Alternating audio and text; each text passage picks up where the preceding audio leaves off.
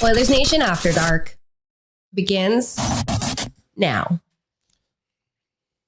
A massive night in oil country on a nationally televised game in both Canada and the US of A.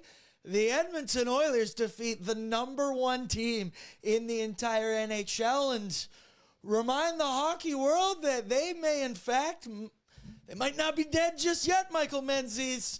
I tell you, shout out Tristan Jarry. I have never said a bad word about you in my life, just brothers. as we predicted. As of course, what did I say on pre-gaming? You might not see the net for a couple games. Boy, oh boy, was I wrong, but he was awesome in the third period. The Oilers, they find a way.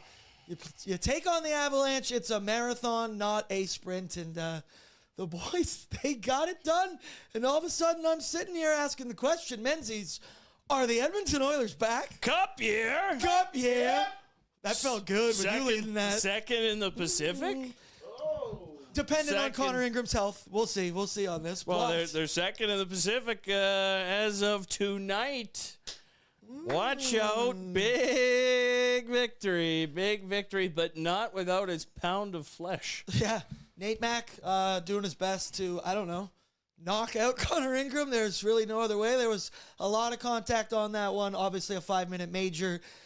It was a very contentious point online. We will break it all down. The Bankroll goes 3 for 3 this Big evening. night there. The Oilers kicking off this road trip in style. 2 big W's, one against the Golden Knights, tonight against the number one team in the NHL. And it's been quite the turnaround defensively, I would say, for the Oilers. And boys, girls, everybody, I'm feeling good right now. So hello and welcome to Oilers Nation After Dark, brought to you by Bet365. Whatever the moment, It's never ordinary. at Bet365. Download the app today and use the promo code NATION, N-A-T-I-O-N. Joined by the one, the only, the BBL, the big black laptop.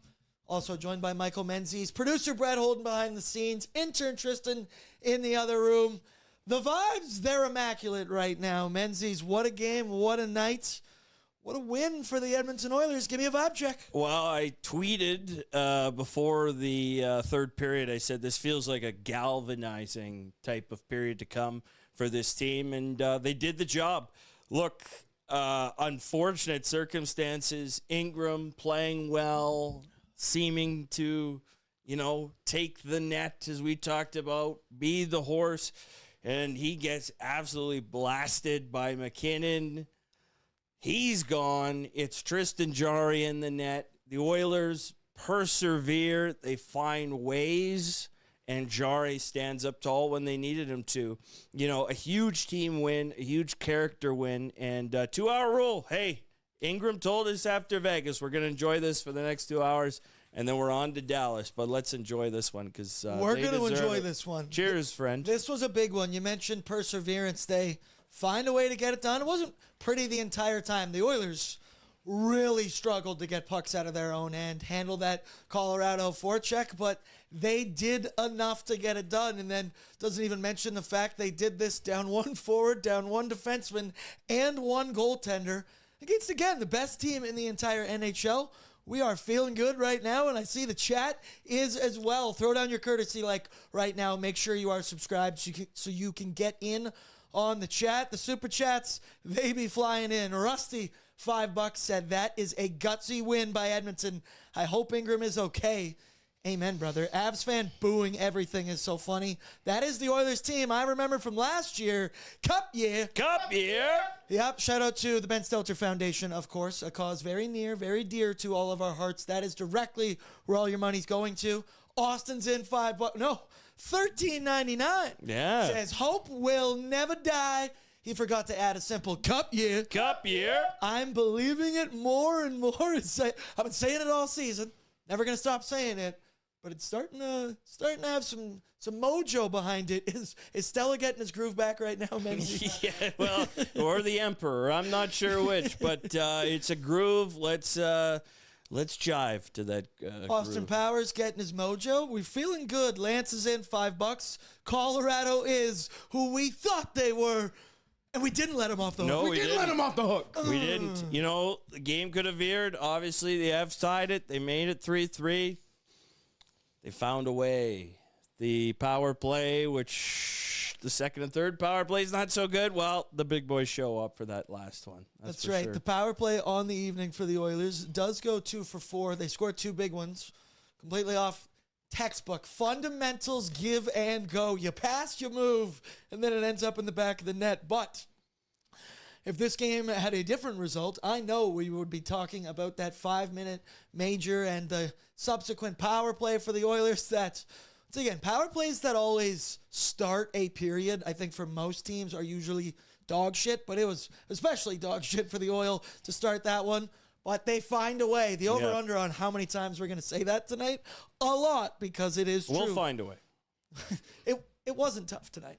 it was a little bit tough. It was a little Had bit a battle. tough. Fliparto's in $5. What does he say?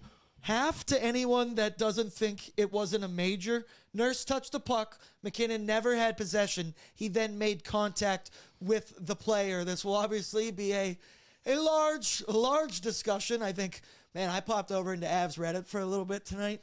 Ooh, spicy place to be. I will say, I do agree. I think there was some missed calls that were eventually in favor for the Edmonton Oilers. My opinion on that MacKinnon one, you are responsible for your own body. He is absolutely flying into one Connor Ingram. And yes, Darnell Nurse does affect the play. He does affect McKinnon's course of action there.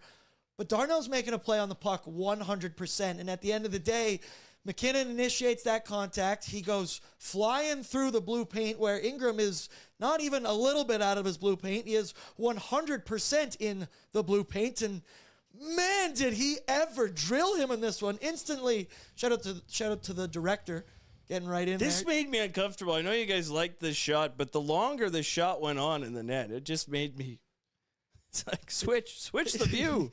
Now zoom in as a fellow director, producer. But either way, contact, it's massive. And Ingram, he is then forced to leave the game. He's leaking from the middle of his forehead. And shout out Tristan Jarry. We'll get into it in a bit. I was so nervous. He made 2 stops at the very end of the second period. It wasn't pretty, but he found a way to get it done. Men's, we'll talk about it all night. But your initial thoughts on this play that was eventually held up.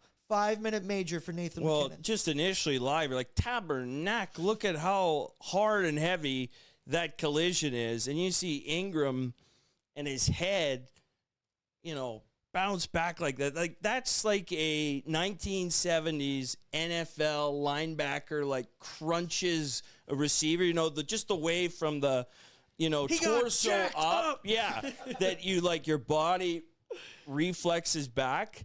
It's just such a fast and heavy collision. And I think, I was surprised it was a major because I can't remember too many major penalties for running a goalie. At least it hasn't happened much in the last 20 to 25 years. But, man, the whiplash on this, the velocity that MacKinnon is cruising through here, I think that played into it. And, look, by certain people's definitions, at times I've been frustrated where they don't look at, where officials look at, how hard they actually collide and that sort of severity. And there's obviously blood drawn. That's from, Ingram's mask. Ingram's leaving the game. They don't know at that point that he's going to be out for the game. But there's many times where you see officials call where it's such a heavy collision that they call majors. And they looked at this for a very long time, and they did it right beside Nathan MacKinnon in the penalty box as they did it in one of the most bizarre he had the reviews. iPad or whatever right here. Also on a phone with a cord. They got the corded phone going and the iPad, and meanwhile... Yeah. Here, the official, I thought, was going to sit down in his lap to take the call. Like, what is going on at Ball Arena? Like he's Santa Claus. But, I was surprised it was a major. But when you look at it, it's like, holy smokes, if that's any other skater on the ice, like, we're calling a major here. So, I don't know. I'm equivocating a lot here. It was a penalty. 4 or 5, I think, was easily justified. I think it was the impact, the force absolutely has to have an impact on that call. You see the blood.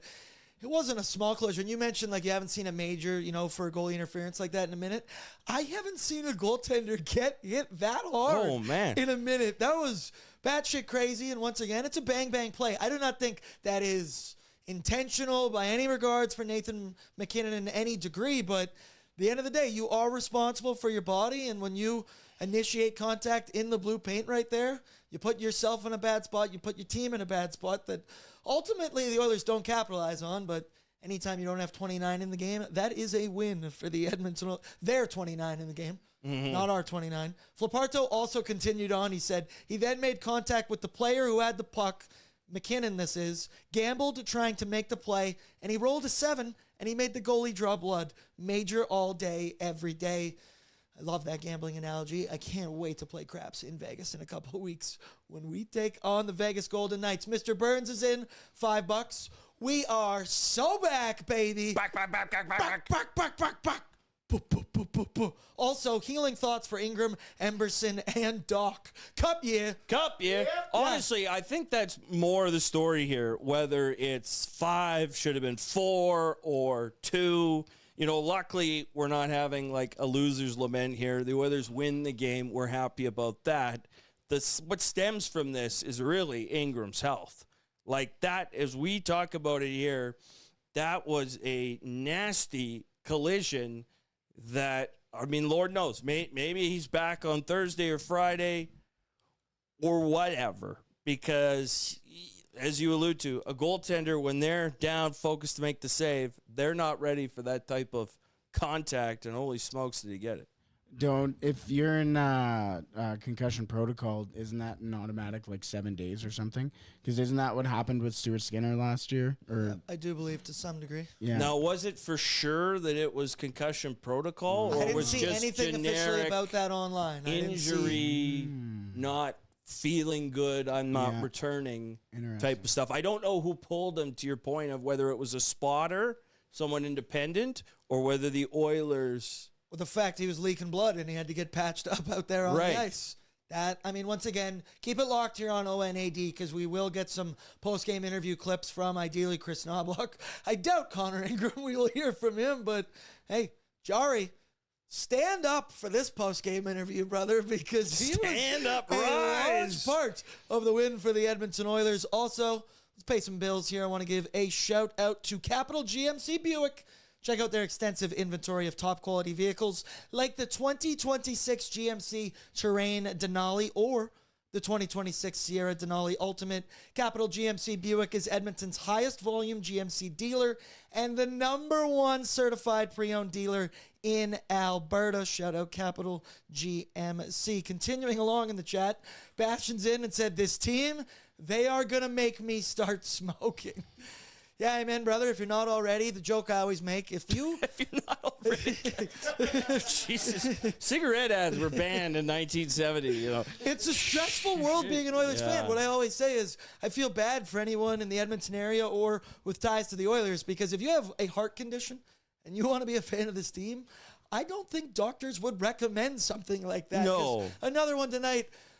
Hey, they get the job done. They win by the 1 goal, but at the end there with the net pulled, you never feel totally safe. And the Avalanche, they can kill you regardless of their shitty power play numbers, what have you. On Percy's in, 690. Nice. Says depleted, but not defeated. What a gritty win. LFG Oilers, hope will never die. Let's go streaking. Yup, kid. Yep. And then D-Pal Oilers. I don't know who this is, and I love you, and I appreciate you. $69.99 donation I saw that. to the Ben Stelter Holy Foundation. smokes. Boo, boo, boo. Says Knobloch Masterclass. Cup year. I believe he said in the or she said in the pre-gaming chat earlier today, guaranteed it will be a Knobloch Masterclass. We just don't know which kind of Knobloch Masterclass it will be.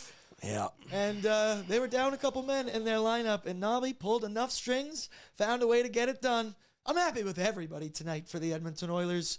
$10 from Rattiest Boy with the Bart Simpson rat profile picture right there. Yeah. It's a man or woman, once again, after my own heart. That felt like a playoff game, and we won.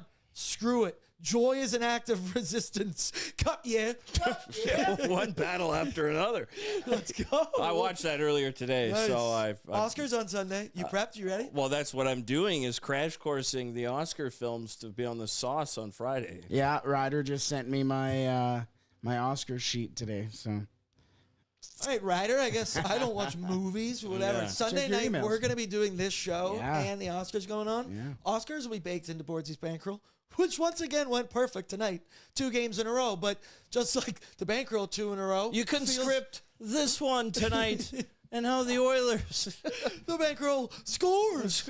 But the two days ago against the Golden Knights, that playoff atmosphere, playoff type game, and the Oilers, they have another one tonight, both on the road against some tough competition who they could see. I mean, potentially in the first round for Vegas or second, and then if things go properly, odds are that the Avalanche will be in the Western Conference Final, but once again, who knows? Austin's in again, 279, belated birthday shoddy, Bordzy? Question mark? I'll give you a cheers. I'll give you a cheers, Austin. That's the best I can do. Happy belated birthday. Cheers. Little ASMR there for the folks. Buff Snelda, $4.99. The secret to watching Oilers hockey is an edible to start every game. Cup, yeah. Cup year. Amen, brother. I'll leave it at that. Amen, brother. I mean, for some people, it could increase the anxiety tenfold. For some veterans like others, it makes the ride a little bit smoother. I would be wigging out. Yeah, you've changed, man. No, I You've have. changed. I smoked my way to the other end. I can't anymore. I seriously. I know you look at me like I know. chronic, guilty at one time. Not It's anymore. shocking. It's shocking. He's a good boy. My Jordan's brain just works like this. I just know. naturally Crazy. Jordan's in $13.99. That's 2 huge wins back to back, baby. Hopefully Ingram is okay. Same with Ty Emberson and Colton Dock. Avs fans complaining for 60 minutes, sitting at 95 points. Dallas next. Let's make it 3 in a row. Stick taps for Ben Hart. The Oilers, they've got 1 3-game winning streak to their name this entire season. And if they were ever going to do it, I probably wouldn't have bet it would be this 3-game stretch. But here we are, Thursday. They got an opportunity to do it. The Oilers are looking right now, Menzies. Look, we everyone's geared up for the game. We talked about it before. Whenever you get the amount of talent that's on the ice that we saw tonight, and credit, look, they still had the lineups. Holden, you talked about it. They still had the lineups in the 1-0 Avs. The shoots, scores. Like they're behind the 8 ball, first shift, ugly goal against, what have you. Oilers battled back. They battled back from a 2-1 deficit. In the second period, they take advantage of, dare I say, gaping holes in the D zone. We saw this team attack off the rush like we haven't seen in a long time to capitalize. Obviously, Nugent Hopkins was buzzing. You had, I thought, great depth contributions, and they did it with a man short in each position group. So credit to them. I mean, as we say, hats off. An excellent performance that could have gone either way. Could have, should have. But it didn't. But it didn't. Also, So I was so ready to throw my hat for a Nuge Hattie at one point. That's the only way this night gets a little bit better. Menzies' laptop is in with $2. Says, Cup, yeah. Cup, yeah. Austin Just again. got that via. I was mining. I've just been mining, and it just created $2 just since the start of the show. I always, because So- there's a literal fan behind your laptop. I can't tell if it's your laptop making the sound or I'm that so one. scared it's this computer that's about to explode. If we die together, folks. Austin again, 279. The 2-hour rule is a Bomber thing. Cup, yeah. Cup, yeah. Flippardo with 5 again. Hey, are we not at ONE's road trip goal already with 2-0-0? Is it cake? That's the Tune in tomorrow, 12:01 Mountain Standard Time for a new edition of Is It Cake? Nice, Brett. Shout out to my boys. It's an excellent program. I do work on it every single day. You're but the also, third most important part of that. absolutely. And Jay Doughton, the owner of the show, or of the whole company's in it. So maybe even the 4th most important guy. Yeah, whatever we have to say to make sure nobody gets in trouble. It is what it is. It's cake. It's cake. It's cake. Let's get into some headlines. They're going to be brought to you by Tim Hortons. But Brett, give me a little Drizzy Drake first.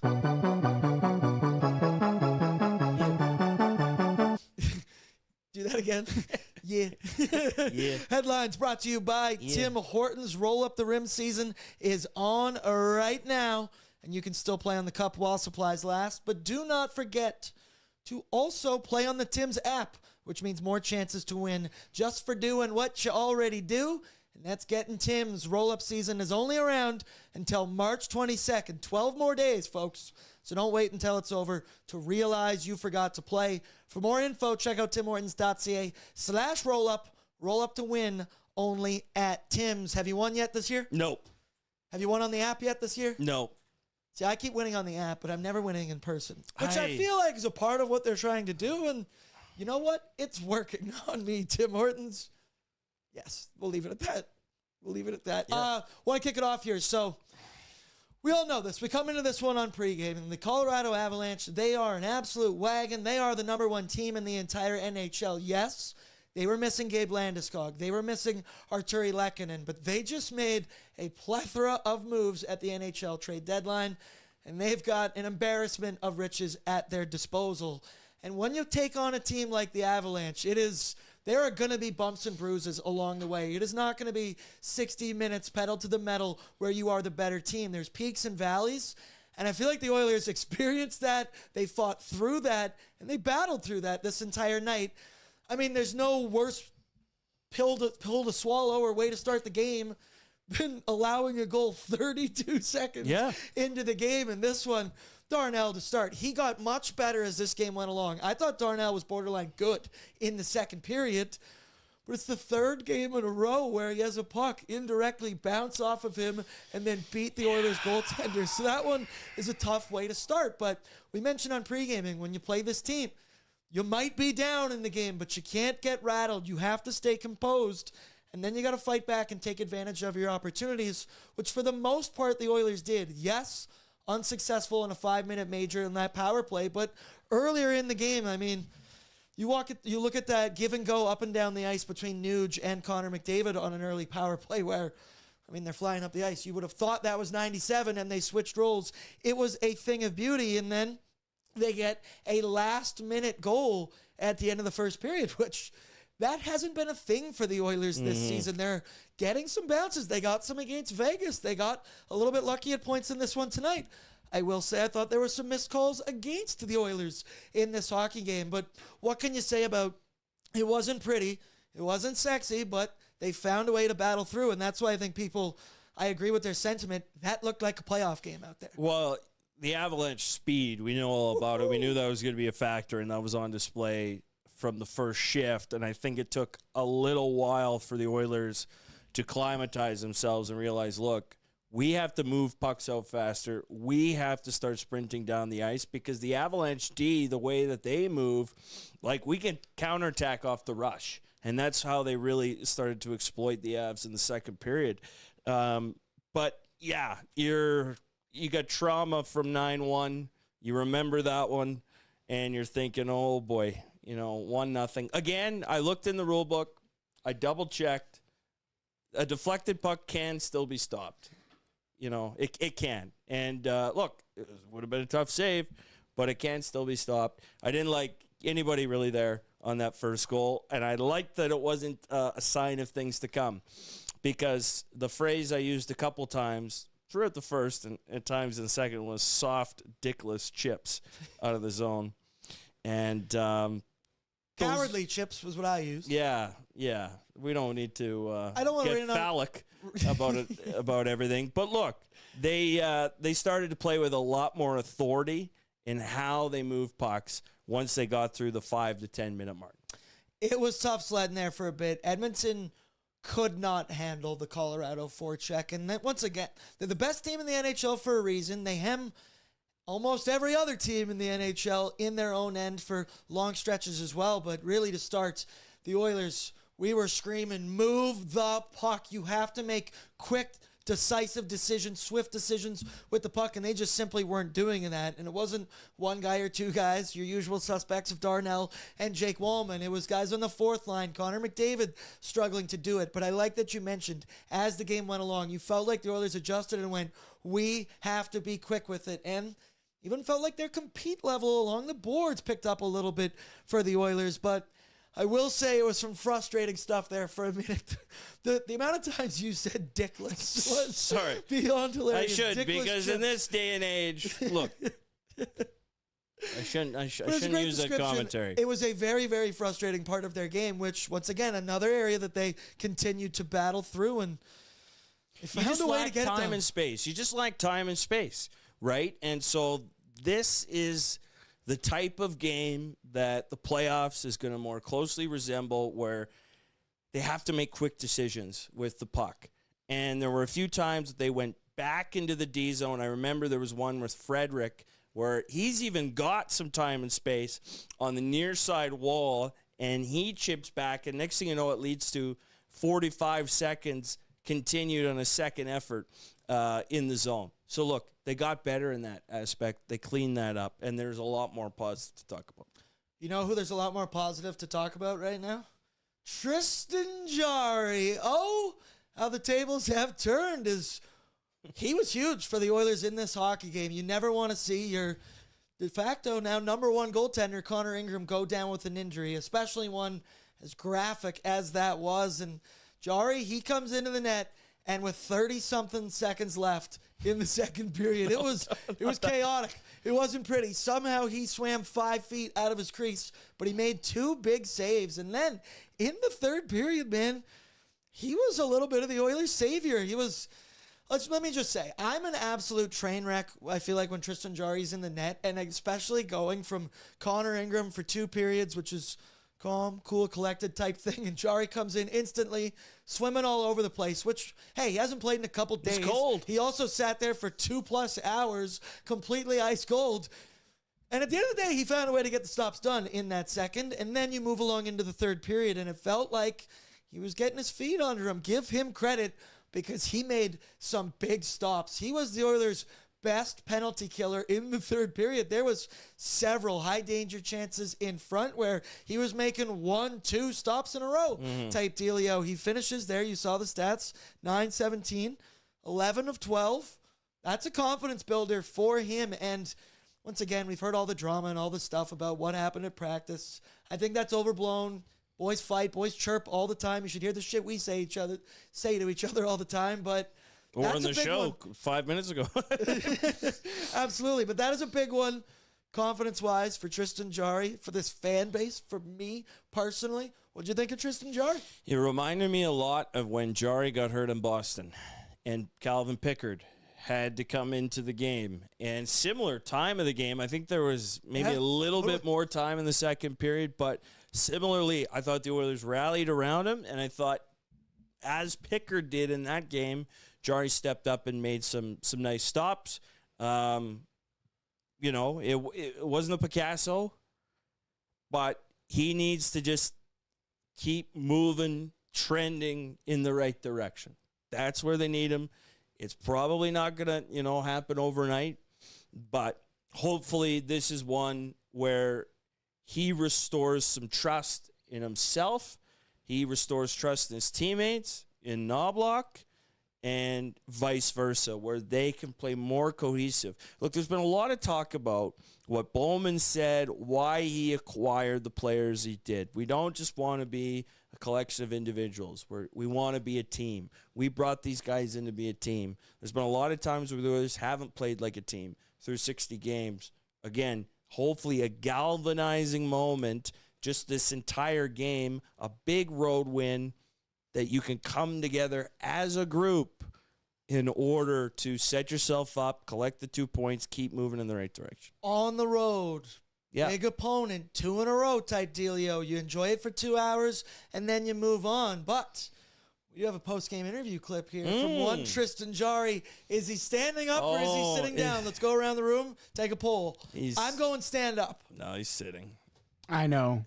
Okay, don't answer that. All right, folks, this is Tristan Jarry talking to the media post-game, mentioning about what he had to do to come in and be huge for the Edmonton Oilers. Come on. Maybe just take us through kind of what that moment was like when you see Connor go down and then you realize that this is a game where you're going in. Yeah, I think it's always tough to see someone go down, and it's never easy to watch that. But I think just having to be prepared and mentally strong right off the bat. I think that's all you could really do in a moment like that when stepping in. Is there an element as a goaltender when, you see your goalie partner go down where there's almost like a little bit of added motivation that you want to be able to, carry out that job? Yeah, I think that's exactly it. We were in a good spot when I came in, so you just want to try and keep that. You want to keep the guys the same way as if Connor was still playing, so I think just being able to stay even-keeled in that moment and just kind of work away with what. Rats! I thought he'd be standing up for that Take a one. seat. I was confident he'd be standing up. It's all right. He didn't start with it's tough, though. No. It was nice. It was nice tonight. It was good. It was solid. It was awesome from Tristan Jarry, and we needed that. I guess also before Connor Ingram, he was solid in this hockey game throughout. Sure, The one yeah. earlier that he allowed, it was a Darnell Nurse goal that banked off him and went in. The other one, Marty Natchez on the power play. I think he stopped 15 of 17 yeah. for an .882 save percentage. We did just get an update courtesy of Paige Martin on X.com. And she said Chris Knobloch did not yet. So we don't have enough. The update is how we don't have an update. Yeah. Shout out to Paige. Nobby says we didn't have an update on Ingram post-game. Keep reading, though, Menzies. Said he was feeling well right now, but needed to come out of the game due to concussion protocol. So the update is that he was pulled by the concussion spotters and is going to be in the protocol for, I would assume, the next couple days. To me, that tells me Tristan Jarry, buckle up, get the pads ready. Thursday night, in my opinion, he'll be going against the Dallas Stars. We'll see. It is a back-to-back scenario with the St. Louis Blues on Friday night after that one. Also, this is just straight-up speculation.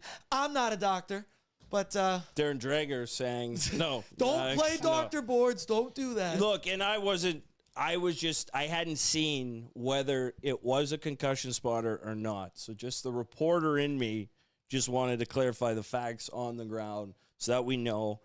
Now we know. Now we can move on. I want to be that. I want to be positive here for just a minute. Please, because I just saw Bruce Kurlock mention it as well. And he needs his flowers because we have dogged on the man so much for the last Bruce Kurlock? 2 months. No, the doctor, Tyler Yamcha. Darnell Nurse. Because tonight, it's a tough way to start, man, especially 30 seconds in, the third game in a row where Darnell has a puck inadvertently, directly, indirectly, whatever you want to say, go off of him and beat an Edmonton Oilers goaltender. And it's tough. Later in the first period, he had his stick break behind the net trying to attempt a breakout pass, and you're like, man, this guy just can't catch a break right now, and he can't have anything go his way. And then the second period came around, and Darnell Nurse woke up, man. You got to give him credit because things go bad for him. He finds a way to battle, and he powered through. He was big on the, I forget which goal it was. I'm just trying to think here through this one where he had the pass to The Nuge goal. The Nuge goal. The third one, I believe. Thinking, was the no, it was the Jack trailer. Roslovic one, I do Was believe. it the Roslovic one? Just scrolling No, through. the Roslovic. Sorry, folks. Oh, I wish we could pull this up, but Yeah, we just got a copyright strike. yeah, so we can't pull YouTube the highlights. just clocked us. Either way, he had made a big play on one of those goals, and then he had an assist later on in the hockey game. And I believe at the end of this, look, he had an expected goals for percentage of 69%. Nice this evening. And I mean, I'm with everybody. I'm one of the vultures. We're out there to get him. He has run away with the Jeans Award this season. But tonight, can I give him the Bounce Back Award? I know we don't have that thing, but it needs to be pointed out that he was a factor in this win. He was a positive impact for the Edmonton Oilers tonight, and that needs to be celebrated right now. Yeah, they need Nurse playing better. Nurse knows it. And the best scenario for everyone involved is him playing better. There's not a scenario where he's going to play winger, and there's not a scenario where he's scratched. These are not scenarios. They're not in the range outcomes. Now, the offseason is its own thing. But for the here and now, they need Nurse to play better. Since Paul Coffey's been back, Nurse is getting a healthy amount of time. Coffey is putting the trust in Darryl, and they need him. They need him to play better, and I thought, you're right, the longer the game went along, I thought Nurse was better. Somebody did say, and I just want to allude to it, the reporter, that is was my job of trade for 7 years. Just saying. Nice. Just saying. There you go. Let them know. Let the people know. I've written a few thousand news stories. Anyhow. This guy writes a lot. You should be reading your pre-scout articles every. This is easy now because I'm doing hockey. But anyway, in the past, This man's leading politics. the Alberta separatist. No, hey, He's driving the don't trucks start that. too. Don't start that. We did see a truck today, though. Yes, we absolutely did. We got another clip here as well. Shout out to the Nuge. We'll get into him a little bit later in the GBO, but he caught up with the media post-game, mentioning how you used the word galvanizing, and I like that a lot, and this can be something to build around, and how they rallied around both of their goaltenders tonight against the Avalanche. Let's take a listen to the Nuge. Yeah, for sure. It felt big too on the bench. I mean, we just don't understand where we're at time of the year, standings wise, and like I said, playing a really good team. So yeah, I mean, there was lots of adversity tonight. It would have been easy to kind of pack it in, and did a great job just sticking to it and trusting each other. It was a game where you needed both of your goaltenders. How important were they? They're huge, both of them. I mean, Jars steps in and immediately has to make a couple really big saves, and Ingo was great for us up until that point, and then Jars obviously closed it down in the third for us. So yeah, I can't imagine it's easy to step in as a backup and just jump right into it. I thought Jars did a great job, and we really rallied behind those two. That Pirate stash is looking good right now, Ryan Nugent-Hopkins. 2 goals for him in this hockey game. He was a factor, but a little bit quiet recently. I'd say post-winter games. Even though you look at his overall numbers on the season, this is a hell of a season for the Nuge. He had a hell of a game in this one. Also, one more super chat. My queen Tammy, $10 says a regulation win. I will take that. Stick taps and hearts for Ben always. Tammy, we love you. We appreciate you. Win or lose, she's in every single game. Drops $10 every single game and has for years now. You're my queen for a reason. But yeah, regulation win in this economy against the Colorado Avalanche, Menzies. Also, unfortunately, the line over-under was set at exactly 7.0. Yeah. So we got to push on this. Yeah, one. we pushed on the total, so we'll take it. McDavid missing an empty netter from neutral. What do? They got the W. Look, I use the word galvanizing. They have a lot of skill. Sometimes you need to bring your tradesman-like approach to these games. You know, you got to play with a lot of professional pride. Get to work. Get to work, baby, like a welder, like a plumber, you know. Like an Oiler. Like an Oiler. Yeah. That's right. Shout out to boys on the rigs. Shout out to boys on the fucking rigs right now. That's boys. right. And girls. And girls. I don't like keep doing that. Everybody. And Hey, girls. we missed it. I meant to say we missed it. We didn't say it last show. Happy International Women's Day, belated. We felt like assholes for not saying that the other night. The first thing we said after each show was, shit, we didn't say it. I love so you, we Mom. sorry. I love you, Mom. Love you, You're the Mom. best. You're my Love you, number one Taylor. lady in the world. Also love my Love you, Mom. girlfriend. Brett, tell your fiance Love you my love her. sister. I love you, Taylor. There you go. All right, boys. I We're love good. you. We're good. Each Back of to your making dick moms. jokes. Let's go. All right, let's go now to the good, the bad, and the oily. Brought to you by Oodle Noodle. Download the app today, and you can earn loyalty rewards points when you sign up. Take advantage of their many, many awesome deals. They got the $2 deal on top of any regular or premium box. You can get for $2 5 spring rolls or 2 green onion cakes or 6 deep fried wontons. It is simply a deal you can't get anywhere else. You definitely won't get at Walkbox. I'll tell you that right now. Damn straight, brother. Yeah. Oodle Noodle. Send nudes to your loved ones. Oodles of nudes. That is. To the women in your life for a belated Hey, actually, that'd be great, yeah. International That's exactly Women's what Day. they want. That's out of context. Unsolicited nudes. No. Oh, no. N-O-O-D. The Tokyo Glaze. N-O-O-D. With a Z, too. Yes, exactly. You know. That's what I was saying. Tokyo Absolute- Glaze. Tokyo Glaze specifically. All right. The good this evening, we just kind of mentioned him. We just heard from him. The good is the Nuge. RNH was awesome tonight in this hockey game. He had gone a little bit quiet. I said post-winter games break, but massive part of this win. 2 goals on 2 shots. That's efficiency, baby. 19-17 time on ice. And on the power play, it was. I wish we could play the highlight here, but YouTube's after us right now. I mean, him going up the ice, I think all 4 of us here watching at the office were like, wait a minute, that wasn't 97. And then my best Chris Berman, puts it over the top of Mackenzie Blackwood. That was just a sexy play from Ryan Nugent-Hopkins, and then continues it on a little bit later where Darnell making good plays. He puts that one right on the tape of Nuge in front in the blue paint. You saw Nuge immediately. Hell yeah. Thank you, Darnell, for that feed. But Nuge had to be in the right spot at the right time. Him and that top line, I thought they were good. Maybe I'll browse their underlying numbers. But men's, the good, the great, the Nuge. Great game from Ryan Nugent-Hopkins. One of his best games of the season. One thing that he hasn't been necessarily at the top of his game at this year is 5-on-5 goal scoring. We glaze, put Coles in, and rightfully so. He gets his work done 5-on-5. Nugent-Hopkins, I believe, scores one of his two even strength tonight. So that's good to see. Those are the big ones. And we talked about how the Avalanche are so good 5-on-5. The Oilers were 2-2, 5-on-5.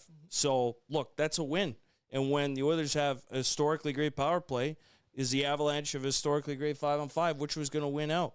And Nugent-Hopkins was a big part of both winning out. So, great efforts, great game from him, and first star performance, assuredly. He was solid. The big dogs, they got it done. Just looking through here as well. Connor McDavid, goal and an apple on this one. Leon Draisaitl, 2 apples. I believe they are both now on, did I read this from Bob Stauffer? 8-game point streaks. McDavid's now on a 19-game road point streak where he has 35 points in those 19 games. Just his world, and we are living in it. Also creates a little bit of separation between him and Nathan MacKinnon. Why? What happened tonight? I don't know. He wasn't on the bench for the second half of the game. So the Nuge, he's good. You could say the big dogs as well. Could have thrown Darnell Nurse. The last 40 minutes of the hockey game, I would say, but a lot of good, a lot of great out there tonight for the Edmonton Oilers. The bad, we went with the fact the Oilers played with 11 forwards, 5 defensemen, and 1 goaltender. That, I mean, I'm not checking the stats. That has to be a franchise first, that not only did they play down that many men, they win the game against the number 1 team in the NHL, and it was a lot of guys getting it done, and Tristan Jarry, he was a big part in that win as well. But, I mean, you go through it. Connor Ingram, once again. Nathan MacKinnon, he goes through him. He goes through the blue paint. In my opinion, I said it earlier on, I do think that is worthy of a 5-minute major. I get that people thought it might be rescinded to 2, maybe 4, whatever. I just think the force, the impact was so much, and you see the blood and how jarring of how much Connor Ingram fell back in that play that you kind of had to make that call. Yes, Darnell Nurse does impact where Nathan MacKinnon's body eventually ends up. He's responsible. He's a grown-ass man. He's out there, and he was going with such force. Ingram is entirely in the blue paint. He should be protected in that blue paint, and it's tough, man. He goes down. He is officially in concussion protocol. The spotters pulled him from this hockey game. The update is that there is no update, according to Chris Knobloch. And then it goes even further than that. So quite quickly into the game, and we talked about it on pre-gaming, how awesome of a performance Colton Dach had against the Vegas Golden Knights. Yeah. Well, didn't get much of a look at that, as he threw a big hit on Josh Manson right in the first period, and he was immediately in some serious pain. He was hunched over on the bench, writhing in pain. You could tell he wanted to stick it out, but he couldn't do it. Goes down the tunnel. Pretty immediately ruled out for the rest of the game. And then there's Ty Emberson as well, as he was, man, the very beginning of the game, he threw the biggest hit behind the net, and he was throwing his weight around. He then tried to throw another hit on Josh Manson again. Maybe we should stop trying to hit that guy, even though you can't do that. And Emberson, you could tell he was banged up. I don't want to speculate. It looked like maybe something on his arm. Either way, he tried to stay in the game. He played for the whole first period, but then he did not return after that. And, I mean, the bad is there's a positive spin in it. The fact that the Oilers were able to win this hockey game, and also it's always exhilarating when Gene gives you the e-bug tweet while they're working on the stuff behind the scenes. It gets the blood pumping, nothing like it, but there's no other way to put it, Menzies. You have 3 separate guys go down with an injury. That's bad, bad, bad. I'm curious. There's some talk in the chat about the Avalanche post games, and I'm curious to hear. Look, I think they'll survive. I think the Avalanche will get through this. For the Oilers, they're going to be without their goaltender for a while. I would have very happily not had that whole situation occur. You know what I mean?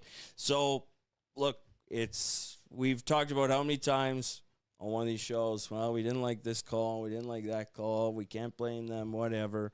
Look, I get it. It was a 5-minute major. It's to your best player. But, man, I think you'll live. Suspend MacKinnon for as long as Ingram's out. That's it. That's what you got to do. No, not that. Now, I'm looking here. Shout out to Jesse Montano because he's got some clips here post-game on Twitter. Great follow. Got some quotes here from one Jared Bednar, and this is a direct one.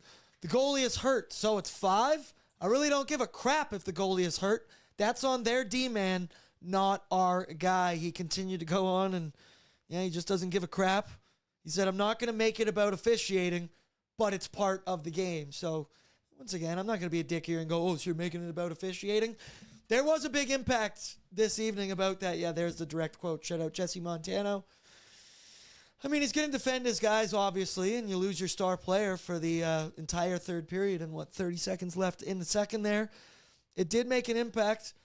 I would also say that it's on your guy, Nathan MacKinnon. It's not on Darnell Nurse and why Connor Ingram got hurt there. Nathan MacKinnon's the one flying into the blue paint, driving his body. I mean, we know MacKinnon. He plays a fast, furious game. I don't think that's intentional. Don't think it's dirty by any means, but what did Dre or Fliparto say earlier? He went to the craps table, rolled a 7, and drew blood on our goalie. That's all she wrote. Hey, he blew up Darnell's head too. Yeah, that was like whiplash on Darnell and on Connor Ingram. I'm surprised that Darnell didn't get concussion protocol too. Well, a Nurse, that's ice that Nurse can take as well. You know, like he has the ability to take that ice. So, and I mean, that's a type of quote that really sets the tone here for Game 81 of the regular season. That's the type of quote where retribution gets thought about. I'm not saying they should. I'm not saying they will. I'm just saying when you say I don't care, I don't care that the other team's goalie was hurt. April 12th game against Comments like that are very much like, okay, you don't care.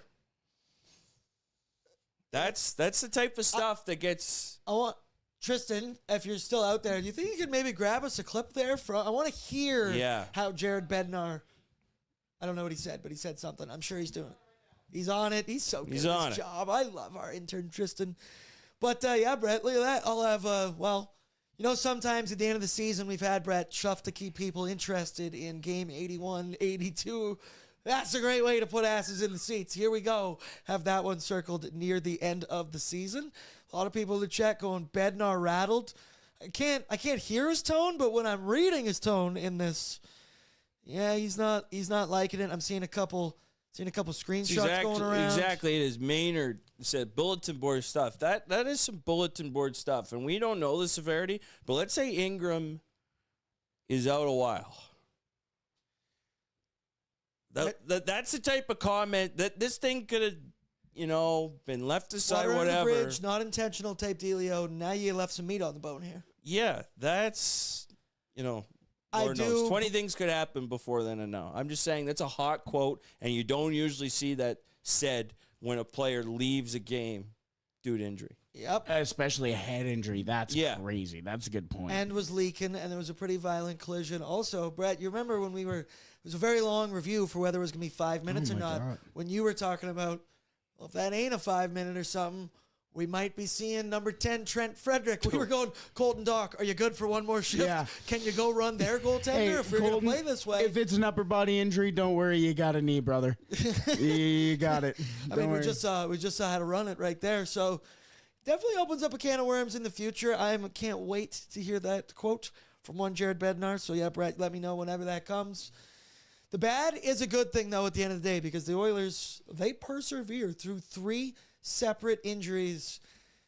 Be curious to keep it locked on Oilers Nation every day later on tomorrow during Is It Cake, and maybe we'll get some injury updates regarding the fellas. Are we thinking about Calvin Pickard? Alec Regula? Stop. Yes. Stop yes, it. we are. No, Spencer Stasny. Oh, yeah, I guess. Thank you. You might want a seventh guy. Don't know. Josh Brown. I'm not. That was a I'm joke. Not That was a about joke. life. When's Curtis Lazar going to be back? How far along is he? Well, it's been what? We left Tuesday's game? Yeah. Or Friday? Tuesday. Before Tuesday. Yeah, it was Tuesday. before So this has been a week, but it was really 4 weeks. And if it's the Navi So timeline, it's 7 weeks. Knobloch, math, who knows? I'm just saying here, and who knows who compromised Doc is. You're getting thin with the players that you have on your active roster at the moment. So, obviously, Janmark unavailable. They're adding up. Adam Henrique banged up. Yeah. Also, we do have a clip here from one Chris Knobloch post-game that I have been told sounds just like your impression of one Chris He's Knobloch. starting to do me. So I'm very excited to listen to that, but let's just take a listen to it here. I believe it was about updates on the goaltenders and probably Nobby saying stuff, but really saying nothing. Let's take a listen. Wow. Do you have Any update on all the injured people? No updates. I'm not sure how long some of the guys. We'll wait till after the night to know exactly how bad they are. Well, we don't know, but we'll know more. I think soon we'll know. But obviously, we'll know more later. But now, I don't think we know much. But in the future, not tonight. We should know more than we know right now, I think. That was Chris Knobloch post-game, everybody. Thank you very much. We don't know. Is he in the room with us right now? Ooh, also, Dre is in the chat, $2 and said, release the BBL files, Menzies. Yeah. Your thoughts? Well, there was a lot of talk after the reporter comment where I, puffed out my chest and said, I've done real reporting before. And then they're like, separatism. I don't know. Be very careful what you wish for. That's when you open up Pandora's box. You can't close it. All right, Yeah. folks. Once the BBL files, that is. Okay, now with good comes bad. With bad comes oily. Mm-hmm. And we went with Trent Frederick getting in a scrap this evening. He dropped the mitts with Nick Waugh in the first period.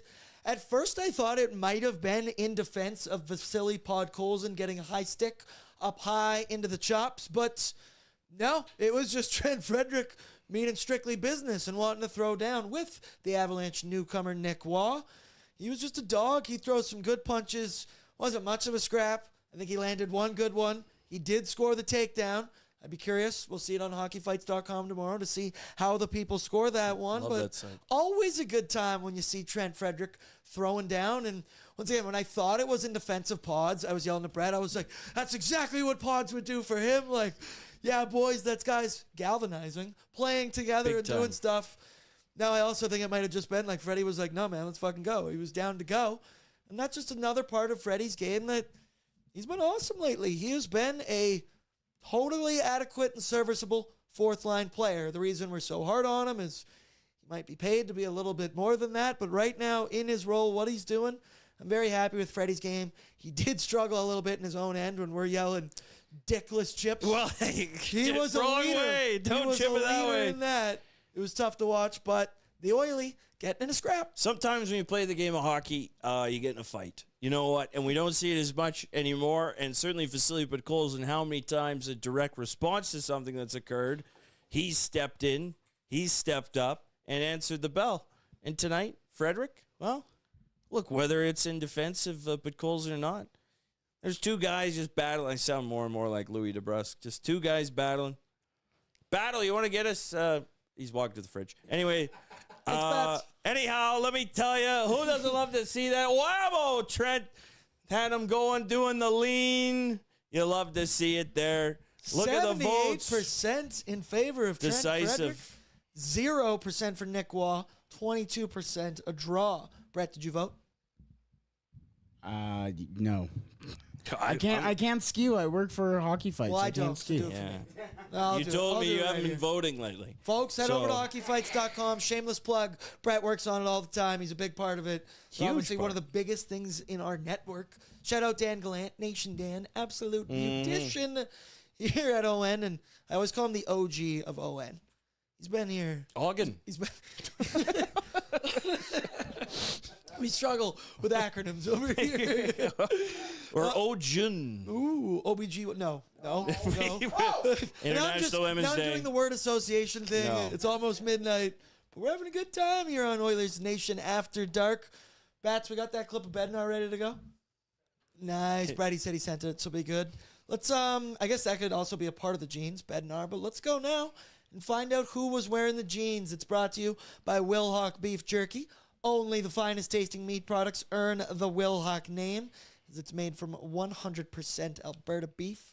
Their jerky is aged, seasoned, smoked, and marinated to savory perfection. They gladly fill orders of any size, and you can find their jerky, sausage, and other products out of their Leduc location. And for more information, head on over to WilhaukBeefJerky.com. Trent did not think it was a major tonight. Wilhauk. Were you talking to him? No, we weren't Or was he DMing. tweeting? I just Was he happened to tweeting? see his tweet. Not to out him. Nice. Now I'm seeing another quote from Bednar. If you put guys into your own goalie, it's not a penalty. I don't think Darnell Nurse put Nathan MacKinnon into Connor Ingram. I think he had an effect on the play. Brett, do we have it here from Jared Bednar? We have the clip. Oh, Let's listen directly from the horse's mouth. Here's Jared Bednar. What sounds like maybe bitching post-game about the call, but let's reserve judgment until we listen directly. I checked the overhead first. He's going to go where his toes are pointed, and they're going to the top of the crease with Ingram in the bottom of the crease until Nurse makes contact with him, and that's what causes a collision. So to me, that's like I'm looking at that right away. I don't care if he's injured, not injured. It's a severe crash, not a severe crash. It's not a penalty. If you put guys in your own goalie, it's not a penalty. That's the way I see it. Even in the third period, like I'm not going to make it about officiating, but it's part of the game. And like you were shorthanded, taking slashes, and it's not called. We're going to look away. Then Nelson dances a guy in the neutral zone and gets tripped. Like that's what the penalties are for. Well, there you heard it. That's what the penalties are for. That's what the penalties are for. Now, I will say, some of his frustration totally warranted if you look at the game as a whole. I do think the Zebras missed multiple calls against the Edmonton Oilers in this one. The crowd, they were angry.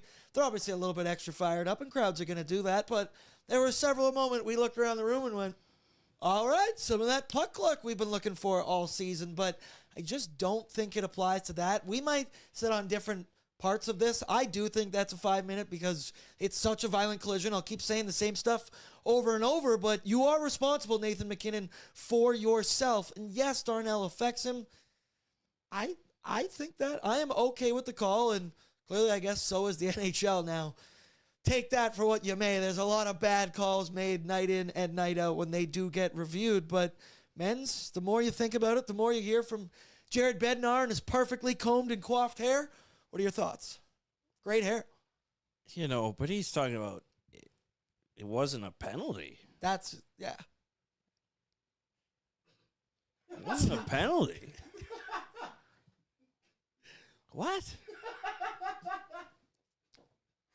It wasn't a penalty. I don't know if we're watching the same game. By that logic, I mean, the boys, Trent Frederick, go nuts when you're playing around Mackenzie Blackwood. Like, and once again, that just opens up such a can of worms that you don't want to play. Well, and look, the NHL has not done a great job protecting netminders in the last couple of years. Look, you look at the Sam Bennett's of the world, Florida, just insert the Panther into the conversation. Look, and that happened in the postseason with Toronto, especially that threw the Leafs for all the chintzy stuff that happens in the blue paint, the heavily contested areas, and wow. I mean, there's not going to be a suspension there. Don't expect a suspension. No, there was no ill intent on the play. Nobody gets suspended in the National Hockey League anymore. Those were especially things not of Nathan the past. MacKinnon, and he shouldn't be suspended. No. But there was no ill intent. But And the get Oilers game. also didn't, they didn't score on the major. And I'm not saying it justifies it one way or the other, but, if he felt jilted, I guess the hockey gods had his back. Whatever. They didn't play well on that 5 minute, and, his team killed it off. I see Squishy's in. He said, let's see his next coach's challenge. See if he keeps that same energy when he's on the other side of it. Jay said Menzies' hair greater than Bednar's hair. That's obvious. That's just given. a fact. I mean, That's a given. Look, the man wears the hell out of a salmon suit. I give him credit. He's one of the best That's a tough coaches thing in to the do. NHL. That's a tough thing to do. It's not easy. I don't think I could wear a salmon suit. I've never tried. Shock Zulu said they also missed an offside on Avs goal, so eat shit, Bednar.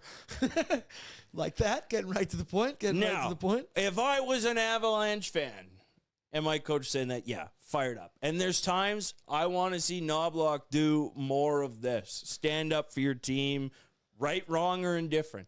And so at the end of the day, Bednar's doing the thing where he's defending his players. But some of the quotes, you're like, really? Really? We watching the same thing here? Once again, we can talk about this till we're blue in the face, and I'm sure we will. And I'm sure we will continue tomorrow on Oilers Nation every day. Was the 5-minute major cake or not cake? I think it might have been cake. I think it was cake. Slice into Definitely it. cake. Can we make a poll? I want the people's opinion, and I understand it's an Oilers Nation chat, so there is some bias that we can take into it. Try your best to be. Let's go. Let's give Bednar's option as well. Let's go 5-minute, 2-minute. No penalty whatsoever. I don't see what's wrong with that type of play, and you should be able to run a guy like Connor Ingram. Feel bad for Ingram, man. And once again, the update is that there isn't much of an update, but he is in concussion protocol because the spotters pulled him from the game. I'd also like to get a look at maybe what his forehead, couple staples in there, couple stitches in there. Yeah, zip it up. It's a good way to. That's a hockey player, baby. Ingram. That's right. He battles. There was a lot of hockey elements to this hockey game tonight. There's a lot of hockey played out there tonight. We had a heavy-duty collision. We had fans riled up. 7 goals. We had 7 goals. It was entertaining. Life is good. And both teams played well. So it was a good hockey game. I think no one's complaining about what they watched. Obviously, we're happy because it's 2 points, baby. I know life is good. I have a buddy. You know when you have those friends that you're always going to be boys with, known them forever. We don't text much. We don't snap here or there, whatever. All we do is text about the Edmonton Oilers. Mm-hmm. He's up there for one of the biggest Jari haters in the game, and he said, "Statement game?" ? Jari was clutch ? What is happening to our Edmonton Oilers? We lived in Fantasy World on pre-gaming today. I let us all live in it and said, man, what if the Oilers actually go out and win this hockey game? And I understand it only matters if you continue to build off of that. And we're still in the 2-hour rule right now. We're still enjoying it. We're still enjoying it. If it can carry over to Thursday against the Dallas Stars, that this team, another 2 points, they continue to control their own destiny in the Pacific Division. They could win the entire thing, which they have never done in my 30 years on planet Earth. It's unbelievable that you could even say that after the season that they've had. It's the beauty of the Pacific Division. 2 big fat orange W's in a row. Mm-hmm. Michael Menzies, what is happening to our Edmonton Oilers? Well, they're winning more on the road. Ever since the November road, my stupid mouse isn't working, so I haven't been able to use it, but I want to queue up the exact number because the road record has improved massively since that monster road trip in November that we all know about and blah, blah, blah, blah, blah. Oh, I have to go to the website. Anyway, the number, I think for the year now, they're 2 games above 500. But the stretch is much better when you take it past November 20, whatever date that was, the Florida game.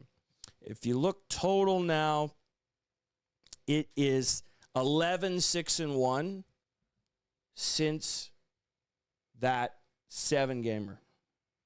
So 11-6-1, right? It's kind of been the home stuff at times where they've had to come back but had some down performances. So I like that trend since essentially end of November on, that this team is 11-6-1 on the road. That's huge. They have a very good Pacific Road record. They have a very good Pacific Division record in general. They can't apologize for being in the weakest division in the NHL. Them's the breaks. Last year, Calgary was 2 points back of Florida Panthers. Stauffer, that's his point whenever it gets brought up. The point is true. It applies. So that is something to take hold to, that we got a fairly big sample size for an improved road record. They're getting better incrementally, and, I mean, we're in the jeans right now. Chat, play along. I don't have many things to be negative about. So my I don't even know what, my board shorts, my something good. And I think part of this in the last 2 games, we've seen, right, the Edmonton Oilers, they look much better, I'd say, defensively as a whole. They had their issues tonight, but in total, the Avalanche had 5 high-danger chances for in this game, according to Natural Stat Trick. And I do want to talk about the new guys a little bit for a second, because I really like Jason Dickinson's game. There is nothing flashy about it. There's nothing sexy about it, but it gets the job done. He had an unreal sequence at one point during this game. It is where he threw a massive hit in the slot in front of the net, completely taking the Avalanche forward out of the play. He then turned, assessed the D-man up high with the puck, blocked the shot, followed the puck into the boards, won the battle, and didn't have a dickless chip out of the zone. He made a good play, got it out, and the Oilers lived to see another day. And you add a guy like Connor Murphy, there's several plays where he just kind of controls things in the D zone. One, boom, it's on his stick in front. There's no time to think about where to make a pass. Flips it out of the zone directly. It wasn't iced. It landed right on the opposition blue line. And you're like, wow, look at that. Those are Owen Wilson. Wow. Wow.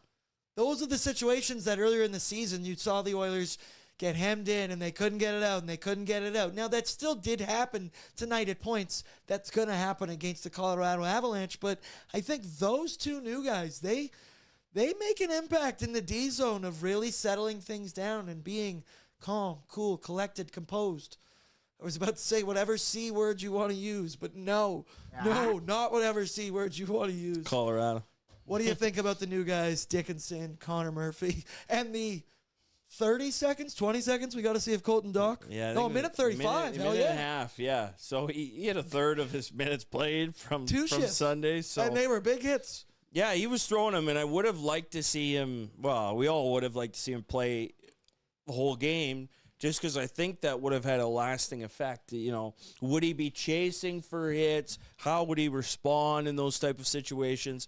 But I think Dickinson's presence, as you allude to, look, he's a calming force, right? He's been there, done that, and he's solid. And so I thought he's really gelled. I thought Murphy was, again, really good tonight. I thought Wallman was better. I think so, too. Now he's better than where he was. I was going to say, it still wasn't the greatest performance, but there were some early mistakes from Jake Wallman, and then I think like everybody on this team, maybe there were some adjustments throughout. Chris Knobloch, the king of adjustments, I call him, but because you felt it as the game moved along, things got a little bit smoother. They were just more decisive in their own end of being like, okay, if I really take a second to think about this, they're probably going to strip this puck from me and we're going to be stuck in our own end. I liked some of this evolution from the Edmonton Oilers defensively, but once again, it's just, you need to keep it going. I have said this a lot throughout the season where we've had 2-game stretches where they're a little bit better, and I'm like, oh, I do this a lot. They're turning the page. I've done that 80 times this season. I don't know if they've officially turned the page, but a man can dream. A man can hope. Is there anybody that does jump out at you for the Jeans who was bad for the Edmonton Oilers? Any newcomers? The Jeans is the award for who looked like they were literally wearing denim jeans underneath their equipment tonight because they were fighting it. Maybe they had a rash going on underneath. Who knows? Don't ask me why we give the jeans out. I forget. But it's awesome. As I've learned, as I consistently wear jeans to these after darks. Those are nice, though. You haven't ripped these ones like I did, a month or two back. Just take them off. You did that on the show. Yeah, I did that on the show. Just take them off. That was fun. No, you heard. That's a third hour thing. That's a third hour It's after thing. midnight now. That's true. It is Wednesday. What was that, Aaron? It is Wednesday. It is Wednesday. No, my nobody dude. super jumps out to me. I didn't love Kapanen. Yeah, he took a penalty. I think he was later on, okay. There's some guys that were okay, but I didn't think that there was a bunch of glaring goals. I think Bednar. I think it's half salmon, half denim. Salt and pepper hair, extra salt on Jared Bednar tonight. Yeah, my jeans goes to Matthias Janmark. Yeah. Just because old habits die hard kind of deal? Yeah, absolutely. Yeah, I mean, fair enough. It has been a minute since Alec Regula, too. Matthias Janmark scrolling through his YouTube right now at his home, and he goes, "What'd you say? Fuck me for?" Yeah. What did I do, man? What did I do? That was with his good shoulder, though. Yeah, I could say maybe Kapanen, but once again, I don't really want to single out anybody from the Edmonton Oilers. They were down 3 bodies and beat the number 1 team in the entire NHL on the road, in a tough environment. I'm feeling good, feeling lit, feeling light, as we've been saying all night tonight. What are you giggling at back there? You know who was wearing the jeans? Sorry. I'll go fuck myself. That's crazy. That was so rude. That was nuts. Maynard. You know what it Yeah, you know what? You're right. What were you saying, Menzies? That's because you went at Janmark, right? No, finish your No, thought. please do. Maynard said Tobias Reader for the jeans. That was what I was Just playing classics. That wasn't Play the worth hits. it. Play the hits. Play the hits. Juice wasn't worth Fighting the Amish squeeze. said fire Woody again. I love the chat. I love you guys so much. And how much better is it doing ONAD after a game like this than some really downtrodden, I think that's a word, moments during December, January, and February. March, we're off to a good start. Now we go. And Dre's in with the $2 super chat once again. Said, take them off, Menzies, for the W. Take them off. If you want to. If you consent to it, of course. Well, if I'm talking about chips, I better put my own on the table. You know who's wearing the jeans tonight? The United States baseball team. Ew. Italy, known for their baseball prowess. Espresso shot. Classic. Espresso shot. Mambo Italiano. It's like the 06 World Cup all over again tonight in the Roman Room. Ooh. Oh, yikes. Was that a soccer? They won the World Cup rather famously in that was 06. wild. That What was was the end score? Zidane one. 8-6? I think 8-6. That was the Zinedine Zidane World Cup. the where he headbutt, headbutted Matarazzo. penalty. Oh, come on. Pens went to Pens. Now, if you showed me that, I probably would. I'm enough of a, Remember, you just sports turned guy. There you go. He MacKinnoned him. Ooh. Other thing to discuss in this hockey game, I don't want to give it the jeans or anything about that. We're off the jeans now. We're off the jeans. Now we're just talking. Now we're just hanging. Now we're just vibing. The Oilers power play. Boy, it's good. I don't know if you knew that or not. And in comparison to the 31st power play for the Colorado Avalanche. So on the evening, the Edmonton Oilers do go 2 for 4, and the Avalanche go 1 for 3. The Oil getting it done with the old fundamentals. Give and go. Pass and move. You saw it, Nuge and McDavid going up the ice, and then you saw it. I'll never get sick of seeing it. 97-29, back to 97, and whoop! Give me it. Whoop! Thank you, Brett. Give me it. Whoop! Thank you. Chat, give me it. There it is. I imagine that they did it there, but power play, it was nice for the Oilers there. Obviously, the 5-minute one that they don't take advantage of, it could have been a major talking point in this game, but it was not. And while the Colorado Avalanche, it is the weirdest statistical anomaly that I've ever seen before in the NHL, that a team could be first in goals for, could have that much firepower, regardless of no MacKinnon or Landeskog in the lineup tonight. They got firepower everywhere, and they came into this 31st in the entire NHL. They do score one. At the end of the day, the Oilers, it's what makes the Oilers the Edmonton Oilers, especially in the NHL playoffs. We have seen it. It is almost single-handedly won them series against the LA Kings multiple times. And we saw it last year for the Avalanche, that it could arguably have been what lost them their 7-game series against the Dallas Stars. It's wild to say they don't struggle to score goals. They score more than anyone in the NHL, but they've been ineffective throughout the season with the man advantage. They do go 1 for 3, and I know that I guess we have to view the Colorado power play as a bad unit. I'm proud of the Oilers tonight and that they did only allow 1, because regardless of the numbers, I see those names and numbers on the ice, and I know what they're capable of doing regardless of the numbers. Yeah, it's something whereas they go to the playoffs, like if they can get hot in that respect, it's like, oh boy. So, the Oilers needed that, and it was alluded to in the comments. Like I thought the captain was kind of a make-up call. It was a soft call. They were due one. They needed There's one. no doubt. They deserved one. The Oilers needed that kill. They needed that kill because the first kill did not go well. A bit scrambly and obviously screened, and Nietzsche scores. But they needed a kill in that moment, and they got it. I'd be curious to see what Jari's save percentage is shorthanded, because, that's something that's eluded him at times, kind of a big save.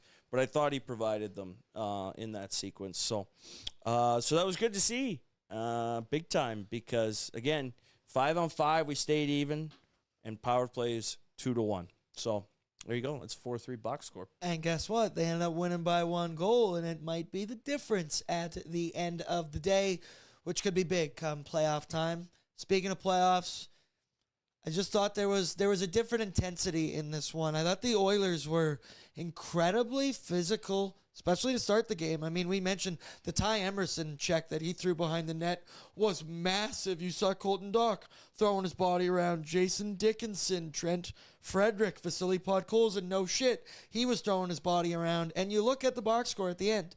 The Oilers, 22 hits to 11 for the Colorado Avalanche. They doubled them, 2x'd them, which is not something you see very often from the Edmonton Oilers. It just felt like you're going to go into a hostile environment on the road. That Colorado crowd is going to be all over you. You know what travels? Physicality, give a shit ability. And I liked it from the Oilers throughout this one. And you look at some of the names. It's the guys you want to see it from. Freddie, 4 hits. Jason Dickinson, 4 hits. Vasily Podkolzin, 4 hits. And then, Darnell Nurse threw 2 as well. Same with Ty Emerson. Ty Emerson had 2 in 5.5 minutes. Do you agree, though? There was some physicality, definitely ratcheted up. Yeah, big time. Right from the get-go. You could tell that this is... Look, the Oilers were fucking embarrassed by the Avalanche. Like, that was as depressing and lopsided a loss as the Oilers had since 2009. Dallas Aikens never lost that bad. Tom Rennie never lost that bad. You know what I'm saying? Names. I don't want to go back there. You know what I'm saying? So, look, they were spanked. And so they came back. I'm sure it was circled. They knew, hey, we need a showing. All the talk of 0-5-1 against the Central Big Three. Whatever, 1 win out of maybe 8 or 9 of the top 5 league points percentage teams. I think that 1 win being at Carolina. So, look, there's been this question of, the Oilers get dominated by the big boys. Obviously, first half of the year, blown out 3 different ways. Not tonight. It came to play. Not tonight. Tonight, we skated with them. That's right. Tonight, we didn't shut them down, but we won the hockey game. Yes, Brett? How did Todd Nelson do? Yeah, you never had that way. I said stop bringing up Sorry. one. You know, the thing with MacKinnon, I was surprised he didn't miss the net, though, as he was coming through. I saw one the other night. Maybe it was... It still hurts. It hurts us as much as it hurts. It feels good to be back to hating Nathan MacKinnon. Yeah. Once again, great player. Second best player in the entire NHL. You heard what I said. Second best player in the entire NHL, regardless whatever. I think Hart he's the trophy you give third him. best. Who's number 2? Nikita. Nikita, you do? Yeah. Yeah. I can't Give me agree some with that. Cooch. Cooch has been solid once again. The guy's just quietly an So unbelievable slick. player. Give you some Stop what? with what you're doing. Stop with what you're doing. Stop with what you're doing. What, he likes feet, and my comments are out of bounds. This is a misrepresentation. I see. Okay. It's extra horny in hour 3. People get ready. It's after dark. We mentioned the physicality, guys throwing the body around. Vasily Podkolzin being one of those bodies. He played 13-16 in this one. No points, 4 hits, 1 shot. But my question to you and everybody at home, when did Vasily Podkolzin get so fast? You have seen his speed burst the last 2 games, just shot out of a cannon type shit. It's wild, and we have been giving Pods his praises for the last several days. New career high, 15 goals, Vancouver, suck it for a 4th-round pick that we inevitably got back. There's so much to like about his game, the physicality, the lunch pail mentality. He can score goals, bangs bodies in front of the net, all these things. All of a sudden, halfway through the year, I guess 2/3 through the year, whatever this is, Vasily Podkolzin has rocket boots attached to his skates. I was not familiar with his game like that, but he showed some serious burst in this one, obviously last game, and this guy just gets better and better. Every game, it feels like every week, Pods is getting better, and you're seeing the potential as he is still only 24 years old. If he can continue to skate, work on these things. We said it on pre-gaming. Shout out Stan. $2.95 million for the next 3 seasons for Vasily Podkolzin. Clap it up for Stan. Thank you very Rare much. moment, please. We appreciate that. But thoughts on Pods' newfound rocket boots? Yeah, he's got, he went and upgraded the boots. I like his feet. I do. I like Foot guy? What's your thoughts, feelings on that? Resident foot guy, I Brett? agree. If we Leave could me alone. share, there's 1 each. When did This you... little piggy.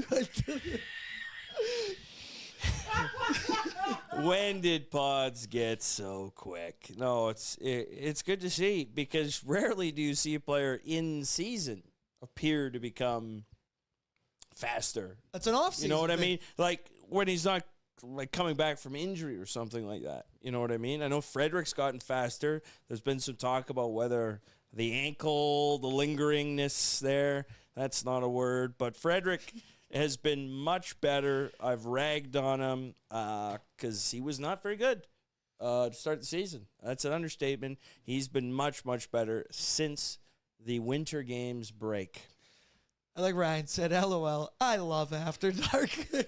Yeah, you never know what you're going to get. I never know where this is going to go, and we're having a good one tonight, folks. Let's now move. I want to brag. I want to celebrate for a second. Brag. Bordzy's Bankroll brought to you by Bet365, 19+, because whatever the moment, It's never ordinary. at Bet365. Download the app today and use the promo code NATION, NATION. And if you rode with the boards, man, tonight, you got paid this evening. Yep. 2 games in a row. 2 3-leg parlays. Bang, bang, bang. First one, You're a Connor leg man. McDavid. 3+ shots on goal at -180. He had not been shooting the puck very frequently coming into this one, and he finishes with 5 shots on goal. I was fully banking on it's MacKinnon versus McDavid. Your star players need to be your best players, and McDavid's going to need to do this on his own. And he did score 1 Gino. There's some Connor anytime goals on the ONE bets today, actually. Oh, that might have got competitive, actually, now that I think about that. Second bet, 97 2+ points, -105, because why not? And then Leon Draisaitl at -365. I didn't know what else to put, so I figured Leon might be a safe bet. He does get 2 apples in this one. Parlayed together, this was +200, so I feel good about that. Another one in the holster for boards. Yeah. Much like the Edmonton Oilers, I have sucked for the majority of this year, but don't look now. Bordzy might be getting hot, Menzies. That's right. Yeah, dig your way out. Dig your way out responsibly. Responsibly, of course. Responsibly, and you're not taking big swings. When I was in your chair, I packed up a +600. Nice. And I hit 1 of 3. It didn't go well. I'm not going to lie to you. When I came back, it was Saturday morning. I went and scrolled through After Dark just to be like, what was the bankroll? Did he hit the bankroll? Yeah. Is he better than me? Am I gonna would have to lord give it that to you? over you. Now, we did also spin the wheel on pre-gaming, and it was a Josh Szymanski first goal of the game. Crushed. Plus 4,000 or 5,000, can't remember. 32 seconds into the game, and we lost that one. So That's never fun. it wasn't fun. Now, we That's had Zach never Hyman fun. for an anytime goal at like plus 190. All the way down to that empty netter moment, I was like, 97, send it over. The send it over. backhand he sends to outer space. Oh my goodness! Oh in my the God, second the Hyman in period. front of the net. Oh my. It hasn't landed yet. It's still still flying. Ah, too That- bad. That one was tough. And like once again, no one cares about your bet. I understand that. Yeah. I was pissed. But Kulak Bordzy's didn't bankroll. score. Kulak didn't score, but we're positive. We're positive on the evening on Bet365. We did so responsibly, and we did so only betting what we were willing to lose. Quick shout out, our sounds in the room that we listened to earlier, they're brought to you by Dog Patch. Amazing spot down here in the River Valley.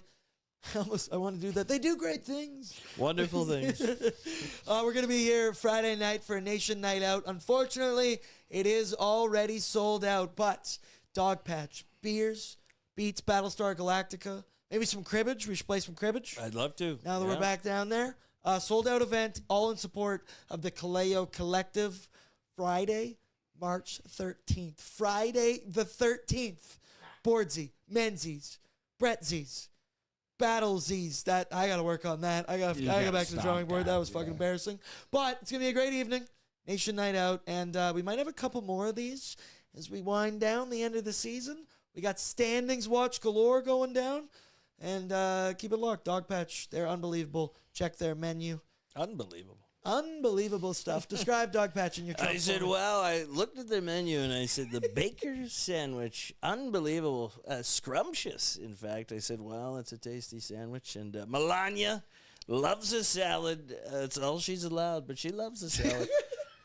Did you watch? There's a new doc, I think, for her. Unbelievable. On The Prime or most Netflix? successful documentary of all time, they're saying. Actually, the box office was up, up, up, much like the market. Up, Like the up. Dow. Like Like the the S&P Dow, 500. Melania, and the Oilers. Up, up, up. Unbelievable. I find myself sometimes when I talk to Menzies now, and my hands go like this, and I'm trying to, well, but it's stay in your lane. That's a Menzies thing. The one thing I want to do before we get into the voicemails here, and we can really crack this one open. You see the voicemail line active at the top of the YouTube chat. Let it rip. Let me know what you think about Jared salty-ass Bednar. Let me know what you think about Nathan MacKinnon, that play, everything that went down, the Oilers, the Nuge, Tristan Jarry, Connor Ingram.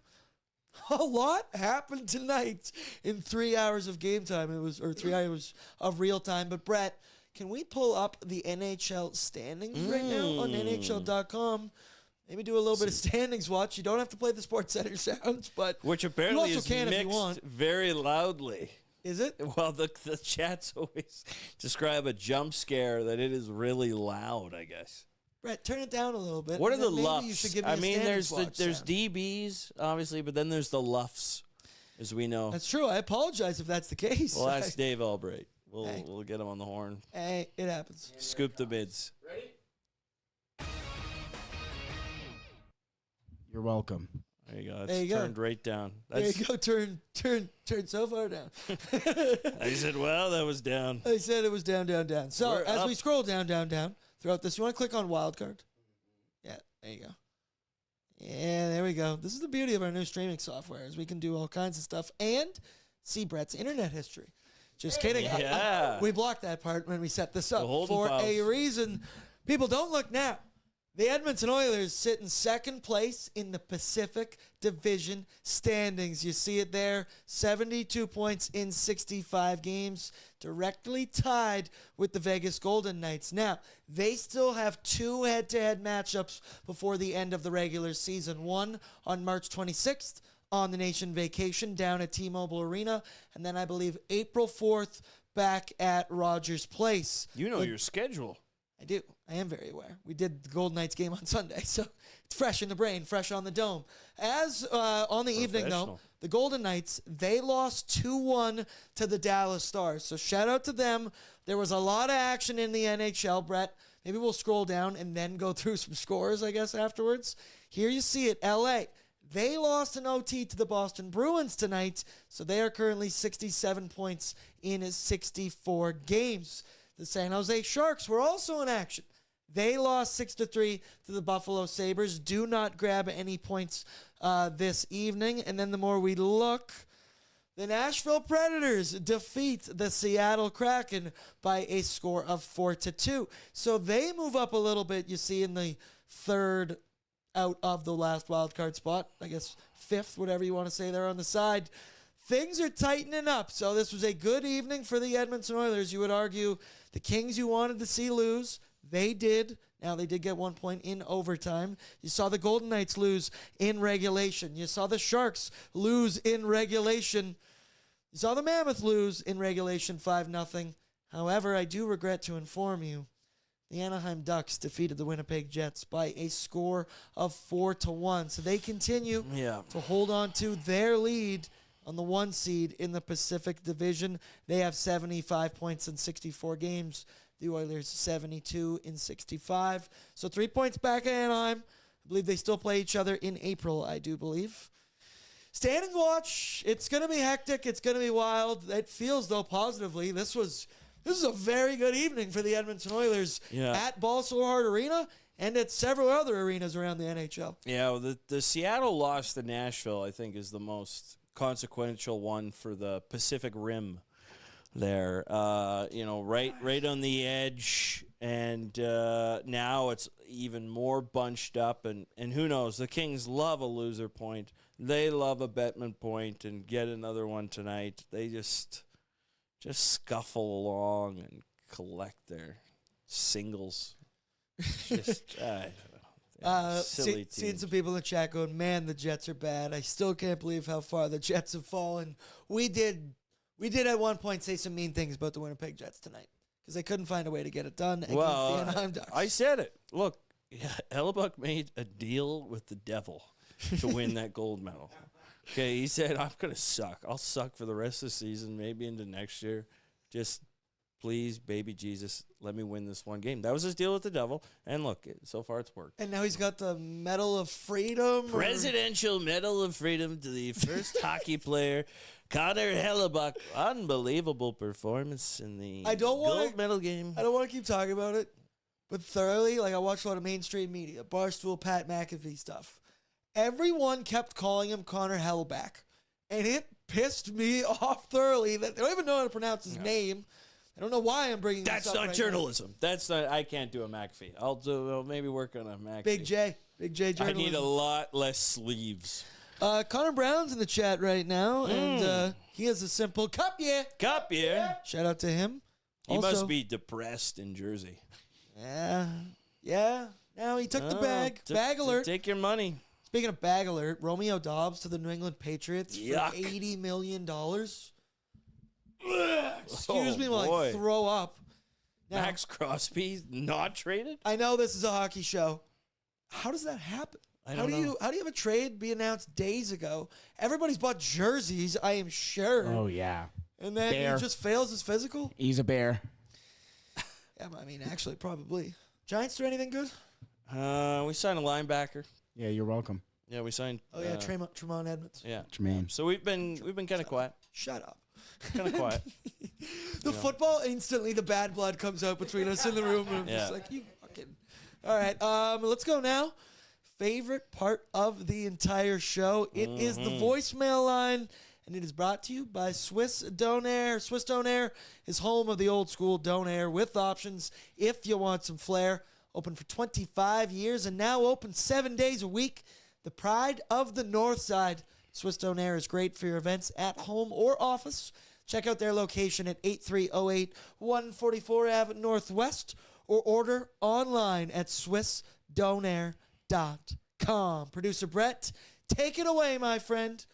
What are we? How many we got this evening? We got a few. You wanted a couple. We got a couple.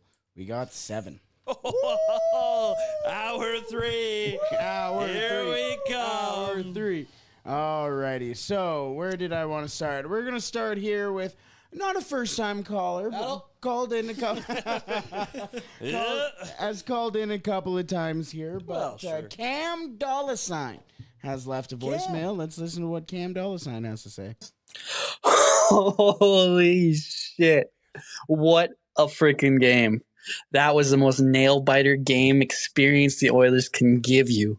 I honestly was anxious the entire game, especially after the Ingram injury. That was scary. The fact that it seemed blood straight on the ice was, whoa. That I have a reaction of it live, and I was like, it scared the shit out of me. Cup, yeah. This is one of those games that just makes you believe that the team that we always believed in was the team that we always knew they were supposed to be. It's one of those experiences that will go down in your memories and be like, yes, that's the turning point of the season. That was when everything went right. Thank you guys for the streams always. And one last cup, yeah. Cup, yeah. You got Two in there. You can't throw one in the middle. Yeah, I threw a middle one. That's the exit. That's the exit. For That's future the voicemails, exit. that's your sign off. Now, you can have whatever sign off you want, but we're like trained monkeys that if I hear the words cup year, I go, cup year, and I just, it's like a full moon, and I become It's like a .com, a phone number. Okay, that's the end of the line. And now I'll start paying attention again to what Bordzy has to say. Yeah, I collect points on the app. Start chiming in. Thanks for the call. Could it be a turning point of the season? Who knows? Maybe this road trip could be a turning point. It is not a good strategy to look like shit for 63 games of the year, but if they can turn it on right now and flick the switch, I'm down to ride the roller coaster. I appreciate the roller coaster. I would also appreciate to get in a new truck for Truck Month. Truck Month. Shout out Truck Month. It's Truck Month. And that means it's your opportunity to get into a 2026 GMC Sierra 1500 Pro Graphite Crew Cab at 0% financing for 72 months. You're getting a 2-inch factory lift with off-road suspension, a powerful 5.3-liter V8 engine, and a commanding presence that demands attention. Hurry in to go see the Sierra 1500 Pro Graphite Crew Cab in person and take advantage of Truck Month before it ends. They do awesome stuff. Great stuff. If you're from Berta, you probably drive a truck already. Also, was serious when he said that Peyton drives a truck? Was he kidding or was he serious? I said that. He actually drives a truck. Yeah. Because I mentioned it to Ty earlier today, and I was like, did you know Peyton's a truck guy? He's like, no. I look at him entirely differently He's a rich kid, now. no? I feel, well, hey, who knows? Come on. Either way, drive something better than I do. Did you ever cruise past the Lloyd Comp High School parking lot and see all the trucks the parents had bought their kids? Oh, Fighting Amish said, have you guys ever seen Truck Nuts before? You ever seen Real Bros of Simi Valley? I saw Truck Nuts when I was like 8 years old. I'm like, that's hilarious. It's hilarious. So, let me paint you a picture. It's like a pair of nuts that hangs from your truck right on there. And the jokes write themselves. It's fantastic. But who left that voicemail? That was Cam Dollarsign. Thank you, Cam Dollarsign. Cam Dollarsign with a K. Appreciate you. All right, what do we got next? Next up, we got Dulks. Jar Jar doesn't stinks. Dulks here.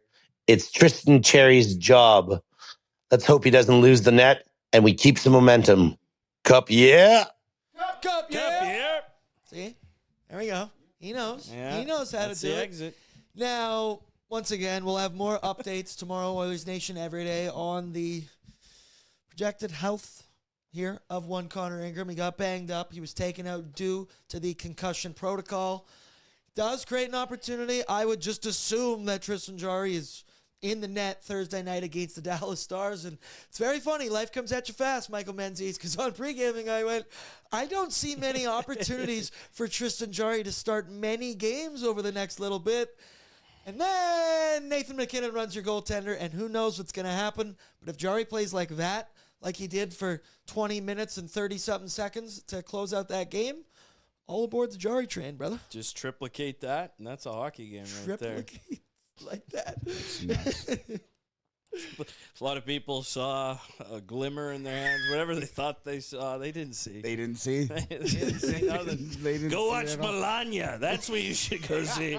Amazon Prime is on now. They also definitely didn't hear that during the ad. No. That's crazy. I was locked into the Capital GMC truck month. Are you Kid Rock? I love it. I didn't buy these. I will say. Kid Rock. I did. I love it. Continue. Next voicemail. What do we got? It's late night, so we might as well sit around for a Jaeger bomb. Big win. In Orlando on a work conference, found a nice little bar called Cheers, one of 5 bars in Orlando that still allow you to smoke in the bar. They put on one TV for me, watching Oilers, 30 degrees out, ripping darts, eating Tuesday tacos. Great night. Can't complain. Love the Oils. Cup beer. Jaeger bomb. Your mic's still on. Oh, perfect. That's a Wheeler Walker Jr. song. That was awesome. I was like, they definitely just. Brett, edit. So many things to say. It's tough to hear somebody else living your dream. And the evening that our boy Jagger guy just had out there, smoking darts inside, eating tacos, drinking beers, watching the Oil. It's a simple life, but it's the life for me. So I am jealous of you on that one. That's a good evening, dude. I'd say so, yeah. It's a How lot could it warmer. get better? How could it get better? In case the people didn't hear you. No, you're going to kick some ass. You're going to get better. Well, you're just talking about eating tacos, so that's all I was saying. That's all I was talking about. Oilers Nation cares. I've never been to Florida. Neither have I. I have. I've spent so little time in the U.S. Hard to believe, I know. feel like you'd want to separate in there. Yeah, no, I've already gone. I feel like there's something very big in Florida that you might go see. Mar-a-Lago. What a wonderful property. You should have invited him over. I had the game on in my hockey room, which is a new room I'm putting in after the gold medal. Jesus, sorry, I could go on and on. Back in, Brett. What do we got next? Alrighty, it's my cue, hey? Alrighty, moving on to longtime listener, sometimes caller. Here's Wise Kyle. Let's go, boys. Did I tell you I fucking love Tristan Jarry? Holy shit. Man, we played way too passive there, but let's go, Jarheads. Let's go, Jarry. Woo! Cup, yeah. Finish each other. I feel like he was putty there with the Devils here. The way he was revved up. Yeah. Jarhead, stand up if you have been. I'm surprised I haven't yet to see Peyton in the chat. Yeah. This is his. Too late. This is bedtime. Bedtime for that young boy. Bedtime. No. Mom and Dad have a no electricity rule. After Screen time. He's watching the McDavid screen time ads. Yeah, he has his non-verbal Connor McDavid moment. That's what you have with That's Drake my May? Drake May, non-verbal Drake May time. Well, actually, Peyton did pop by. Scores! And left a voicemail. Here's Peyton. Ladies and gentlemen, the Edmonton Oilers have beaten the Colorado Avalanche. Let's fucking go. Listen, Aaron, Menzies, you guys probably know the thing I'm about to say. But Tristan fucking Jarry, every hater, every person that's been hating on Jarry, I don't give two shits. He kept us in this game today. Dare I say he won us that game. I know we played very good, but the Avs had chance after chance, and Jarry made big save after big save.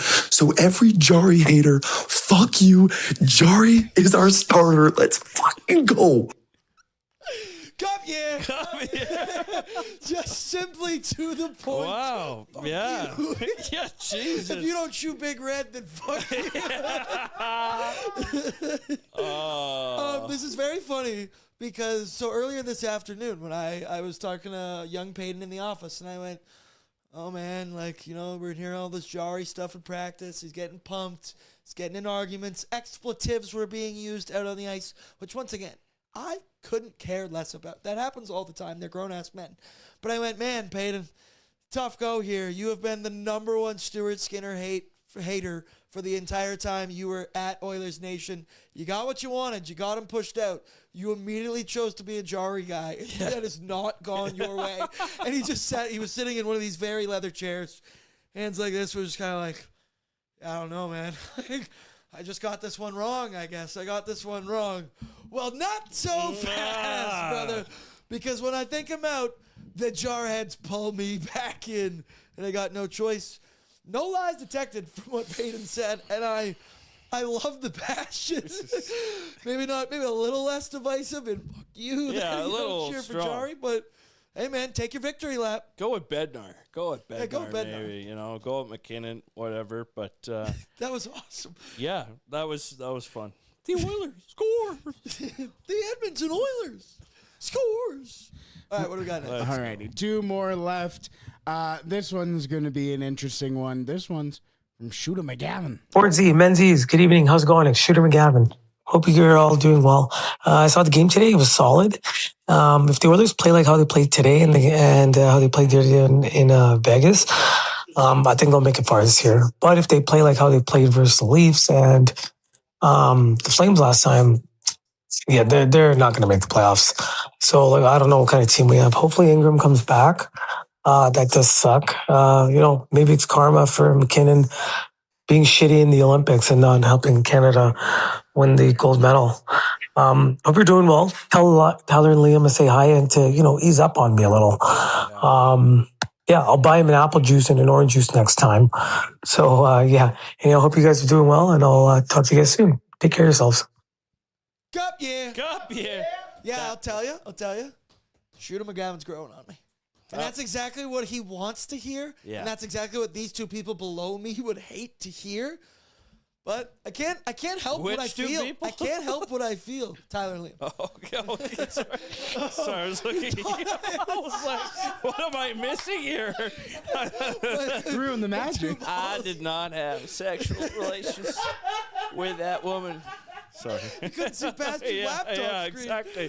What am I missing behind the BBL? Behind the BBL. Coming. But Shooter, I love you, man. Thanks for tuning in. And Brett, do you also feel like we're turning a corner here with Shooter a little bit? You mean Doug? Yeah, absolutely. Well, that's the exact same voice. It's cake. It's cake. The BBL, it's cake. Brett like that one. Oh, people, this is when we get off topic. This is when it happens. It's gently, not jam. No. Hey, what's the difference? That's enough. We got one more for you, and it's from longtime listener, longtime caller. Don't forget about Dre. I knew it. What up, Bordzy? What up, Oilers Nation? One of my best friends is a massive Avs fan, and holy shit, was he ever talking shit before this game. And we're on a phone call because he's in Colorado, right? And we're just watching the game together, and listening to him cringe when Nuge scores and McDavid scores and they can't get that last goal. That shit is music to my fucking Canadian ears, Bordzy. Let's go. Massive dub. Suck it, Abs. Also, Jari played okay, but he still sucks. Cup year. Yeah, we can't do that, Dre. I love you. You said so many good things. Yeah. I love every time I know it. He's going to go, what up, Bordzy? What up, Oilers Nation? It just hits. It hits every time. Dre, I love you. But that's the kind of stuff we can't be doing. We can't. It's exactly what drove Stuart Skinner out of town. And when they do good, like I'm the first guy to ride Jari. I'm the first guy to ride Darnell Nurse. But when they actually do well and they'll help deliver a big 2 points for the Edmonton Oilers, and I know you're only half kidding as you say that, and I'm sure there's also still a little belief in there as well. We gotta want to believe in Tristan Jari and him finding his game. But Dre, I love you. And, suck it to your Avs fan buddies as well. I should text mine. As a former Greta guy, Tanner, the manager back there, huge Avs fan. oh, he gonna get it tonight. Oh, he gonna get it in the DMs. Oh, he gonna Stop get it. Stop it. Stop it. I was just checking to see if Got Your Back was still live or if we've cruised past when they were done. So Are they? Yeah, they're No, still they're live. still going. Jeez. They're Well, still going. into hour 3, Yeah, gentlemen. man, hour There we go. Do you know we have more voicemail? Oh. I'm kidding. I got to drive to Fort McMurray today. Today. Oh, yeah, it is 12:47 in the morning today. right now. Yeah, one more game for me on my schedule. On the Fort Bonneville McMurray, Pontiac yeah, the schedule. Bonneville Pontiac schedule. So Let tell me the clarify. folks what that might mean. That might mean that one Aaron Bordato and one Michael Menzies might be more of a consistent fixture here. Already more than we have been. Is Bordzy getting what he's wanted for so long? A consistent co-host down the stretch, maybe some playoffs. Bring some Devin Dubnyk back. How did in. it go in Love Guru? It was like It's been a minute since lock I've it down, Yeah. break the pickle, Tickle. What a Love Guru poll right there. I think the Love Guru All right. is overhated. I think it's overhated. I'm a hater of the Love Guru, but there are moments where you can't help but laugh your ass off. Justin Timberlake isn't a goalie, though. Jacques Lecoq Grande, you're talking about? Did someone order the Quebec pizza? You know, the Pop-Tart with the ketchup? I'm just checking.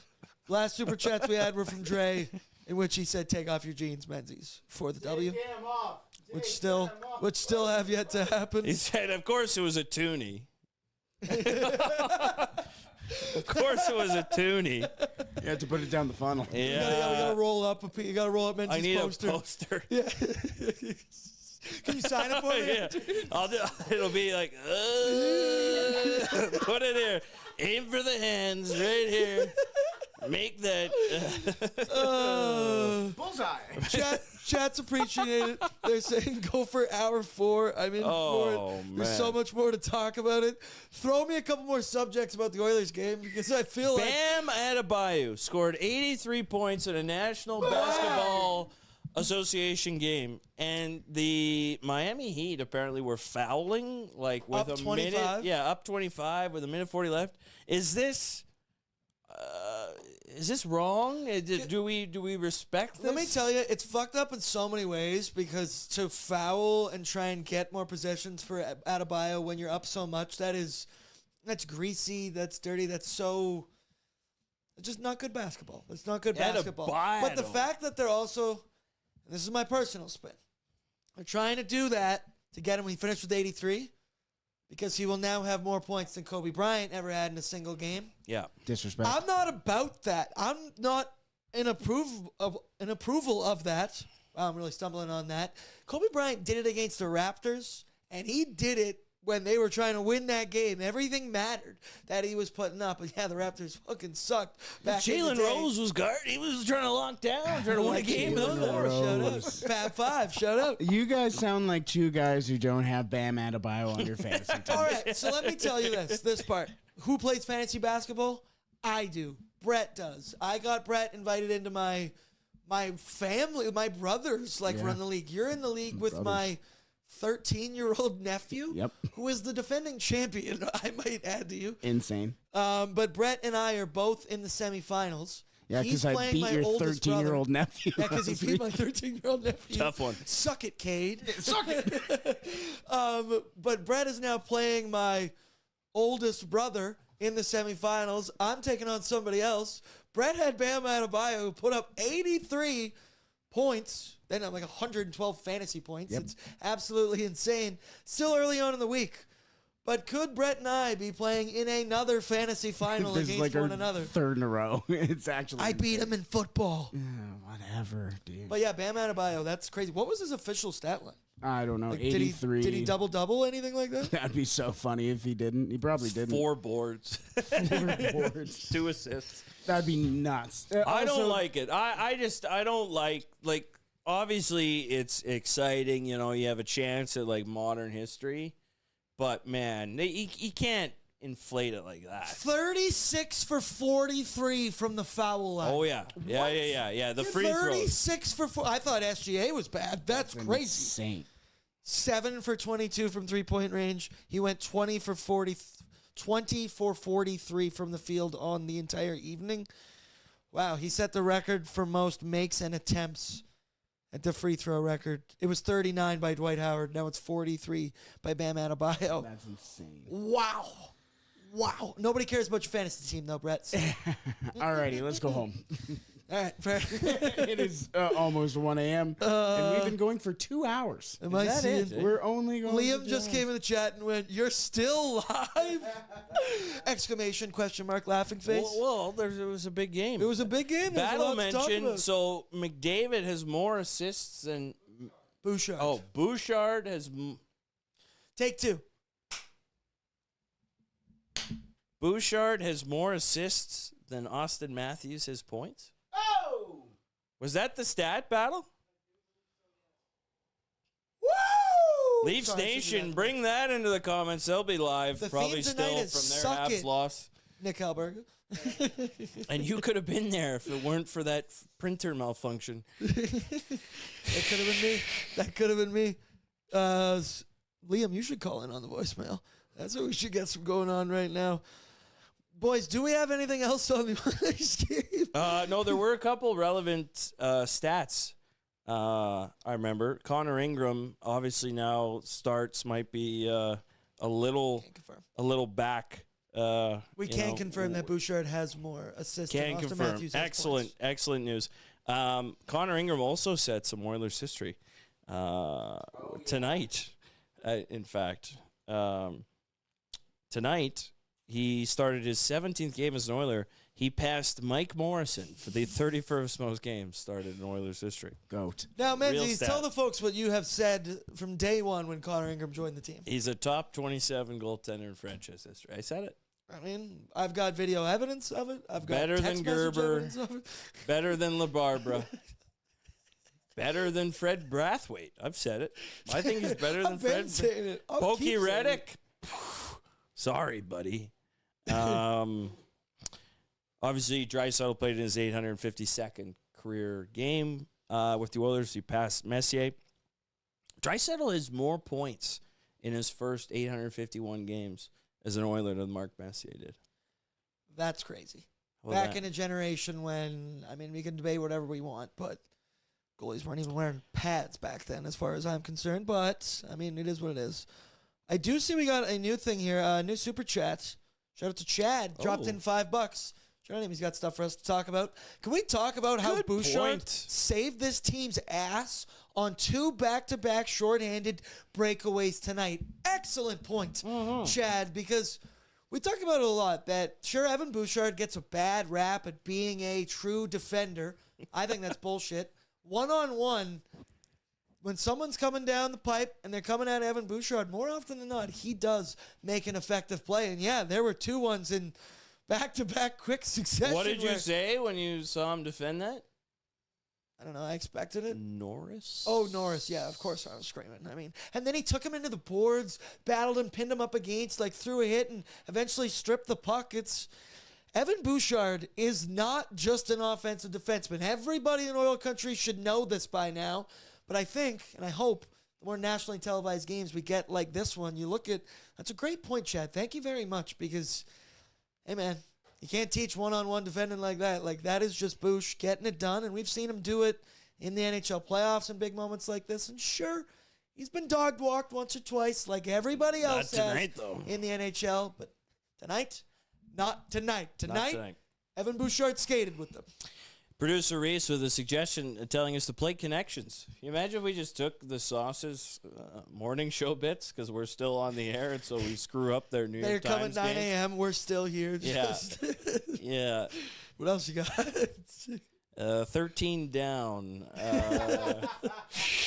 French word for hat. We could start doing 7 letters. We could start doing Wordles, Sporkles. Oh, I do like Sporkles. Hurdles. Sporkles are out. Hockey 501. That's a game I think I... We'll just find ways to spin the wheel. Yeah. How can we spin I don't the need wheel? any excuse to spin Battle literally said he's going to sleep on the couch tonight. Oh, battle. Hands, you know. Battle, you can go home if you want. Yeah. You there's- can go home. You're not going to miss Not much. gonna miss much. Thoughts on Bouchard, though, one-on-one defending?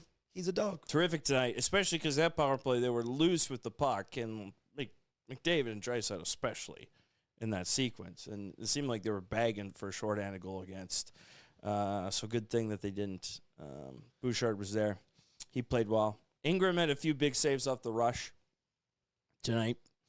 I thought he settled in despite, obviously, the goal that goes in 30-odd seconds. So I wish that we could just scroll through Avalanche Reddit on the screen right now. Brett, we can't. There are some very inappropriate things being said in there right now, but let me tell you, if you're an Oilers fan tonight and you want to doom scroll after we are done Oilersnation After Dark, r/Colorado Avalanche, get in there and I see an Oiler fans poking the bear a little bit in there and going. You gotta love it. Look, I follow every team on Reddit because it's easy. I write the pre-scout, so I kind of want to know the dialogue. Just it's easy at hand. Whatever. Yeah, they weren't happy. I think Kings fans are still probably undefeated in that Oilers hate train, but they have reasons. Mainly, they suck. That would be the top reason, I think. There's a lot of Bednar talk going on in here. A lot of negativity. That's our coach. How could they do that after a review? Make it one of the worst calls I've ever seen in the history of the sport. History of the sport. As bold words there, Cotton. What do you think is the worst call in the history of the sport? The worst? Cale Makar offside. Oh, boom, game one, bitch. Ryan Kessler not getting called for pulling the pad. That's the battle. Literally just slid over in his chair. Nice. Butch Great minds think Goring alike. was offside on the game-winning Stanley Cup winning goal in 1980. Thanks, Jeff. Thanks. Sorry to Sammy Paulson. I was about to say, you talking about Sammy Paulson? How do you do? 1980, the game-winning goal and the Stanley Cup winning goal was offside. They didn't have review for Butch Goring's goal, and that started an Islander dynasty. That Flyers team went undefeated for 35 consecutive games the regular season. I'm trying to read. Like 35. This is when I've gone too far. When I'm trying to read the rule book in here, the rule books are not for guys like me. Someone said 99 Brett Hull, which is probably the answer. Yeah, it's tough because Dobby. Yeah, it's a tough one. We'll look at it. I kind of thought his skate was in the crease, and no goal is what we were looking for there. But the refs have a hard job, and we may have lost the cup. But Duchesne offside. So what? It was so bad that they missed it. Whatever, but it shouldn't have funneled in all the shit. That's pro sports for you. That's what happens when you got a lot of cooks in the kitchen trying to get things done. I got to get out of this Reddit right now because Get out. That is just that's a negative place to be. So I won't be here Thursday. I'll be driving back from Fort McMurray Thursday. You'll have a different co-host Thursday, someone other than me. And then Friday no night? update though about who that will be. But when there is an update, Bordzy will inform you of the update. But right now, as of now, 1 a.m., we do not have an update. Right now, we are in no co-host protocol at the moment. I haven't totally looked at that. Pulled. But when I have the update, I will give you the update, and therefore everybody else will then therefore be updated. Yeah. And we'll move on from there. A lot of hockey coming up. It's like he's at his. But Friday. Every time you do that, Friday, I will be back. My Pontiacs are done. I've got a U17 AAA game. Fort Sask Rangers taking on Southside Athletic Club in the first round 2-7 matchup. SSAC. Yeah. I never played, but How did I? that was my side. Go Kings. Go Southside. Sherwood Park. Go Sherwood Park. Outside. All right, folks. That's It's 1 a.m. right now. We got to call it. I love you all. I appreciate everyone who stuck around in the chat. There's still over 200 of you right now. You're the best. You're the reason I have the best job in the entire world. Man, shout out to you and the BBL. Excellent job, everybody. Well done. I'm sorry for keeping you here effort. so long. Team effort, Brett. I'm not sorry, actually. Buddy, the thing about that, he was lying. It wasn't a lie, but it wasn't quite the truth. George Costanza, it's not a lie if you believe it. That's right. And I believe right now that the Edmonton Oilers They might be in the midst of a cup year. Cup year. And that will do it for us tonight. Shout out to Brett, Battle, and everybody in the chat. Please throw down your courtesy like on the way out. It really helps the algorithm for us. Yeah. Make sure you are subscribed to the ON YouTube channel. Oilers Nation every day coming at you 12:01 Mountain Standard Time tomorrow. Is it cake? Is it not cake? You'll have to wait to find out. Love you all. Sleep tight. I can't wait to night crawl on my drive home right now. Windows down. Oh, it's going to be a good one. Peace out. Sleep tight. And we will talk tomorrow. Pre-gaming on Thursday. Sleep tight. What's up, Nation citizens? If you enjoyed today's episode of Oilers Nation Every Day, make sure you hit the subscribe button here on our YouTube to not miss any of our content. We got you covered from interviews, insight, analysis, everything you need to stay up to date on everything around the team. Hit that subscribe button so you don't miss a video.